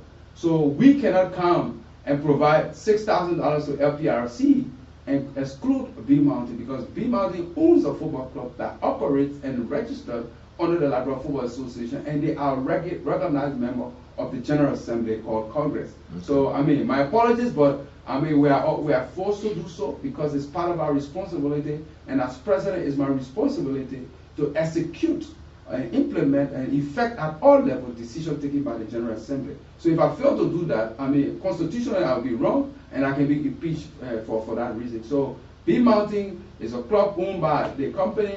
Yes, we are looking at how they can come in and give more support to sports, to other federations around, to football clubs within the LFA or to the LFA, to ensure that we can strengthen our league and strengthen our football programs. To our referee who called, or the fellow who called in terms of the referees, referee development is important for us. Of recent, we just released $1 million to service the indemnity towards third division referees who officiated in a couple of matches. But again, we must be careful in terms of budgeting and how we spend. We want to ensure that everyone get a piece of the cake.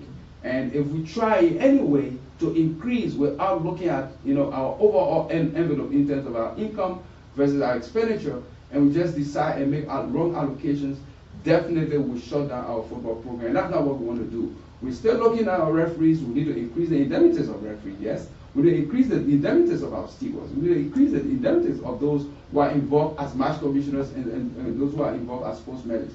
But again, it is challenging for us as the Football Association, because the only source of our operational cost comes from FIFA and CAF. No other area that's coming from. Both of what we receive in terms of sponsorship goes directly to the club if we have those funding available. But we continue to try and see how we can be able to develop that. To our brother who is in the hospital at the GFK, as president of the Football Association, I'm just one person. I have multiple requests. When I wake up in the morning, I have almost 200-300 missed calls in terms of support, some asking for football, etc. And I cannot do it all. We want to say, Mr. Johnson, if you are listening, we are sorry that you're not well. We do our best to see how we can also be able to make some contribution. But let us not take it to be the responsibility of the football president, that if anyone that is ill in the country, now it's my responsibility to address it, because I also have family. I also have responsibility as a human.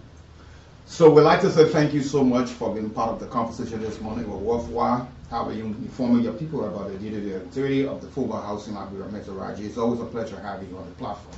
All right, thank you very much. And again, a reminder, today, tomorrow FC. What the price is? The ticket? The teams are pushing it out there. The Wafu game is free access. Under 17, come and see your girls. Support. They can root for your girls. Come and root for FC Facel. Root for Blackbird Warriors. We'll all be on the field, because it's one Liberia. It's all about Liberia. We must support Liberia football. We must support sports. We must encourage all other Liberians to join hands together, because remember, football unites. Thank you very much. Thank you. And that's how we draw the curtains this morning on the Friday morning edition. We're taking our usual weekend break to be back here Monday by the special grace. I'm Weekie Brooks. And I'm Nathaniel Van. Before I go, let me say happy pre-birthday to Wilhelmina TGC Sherman.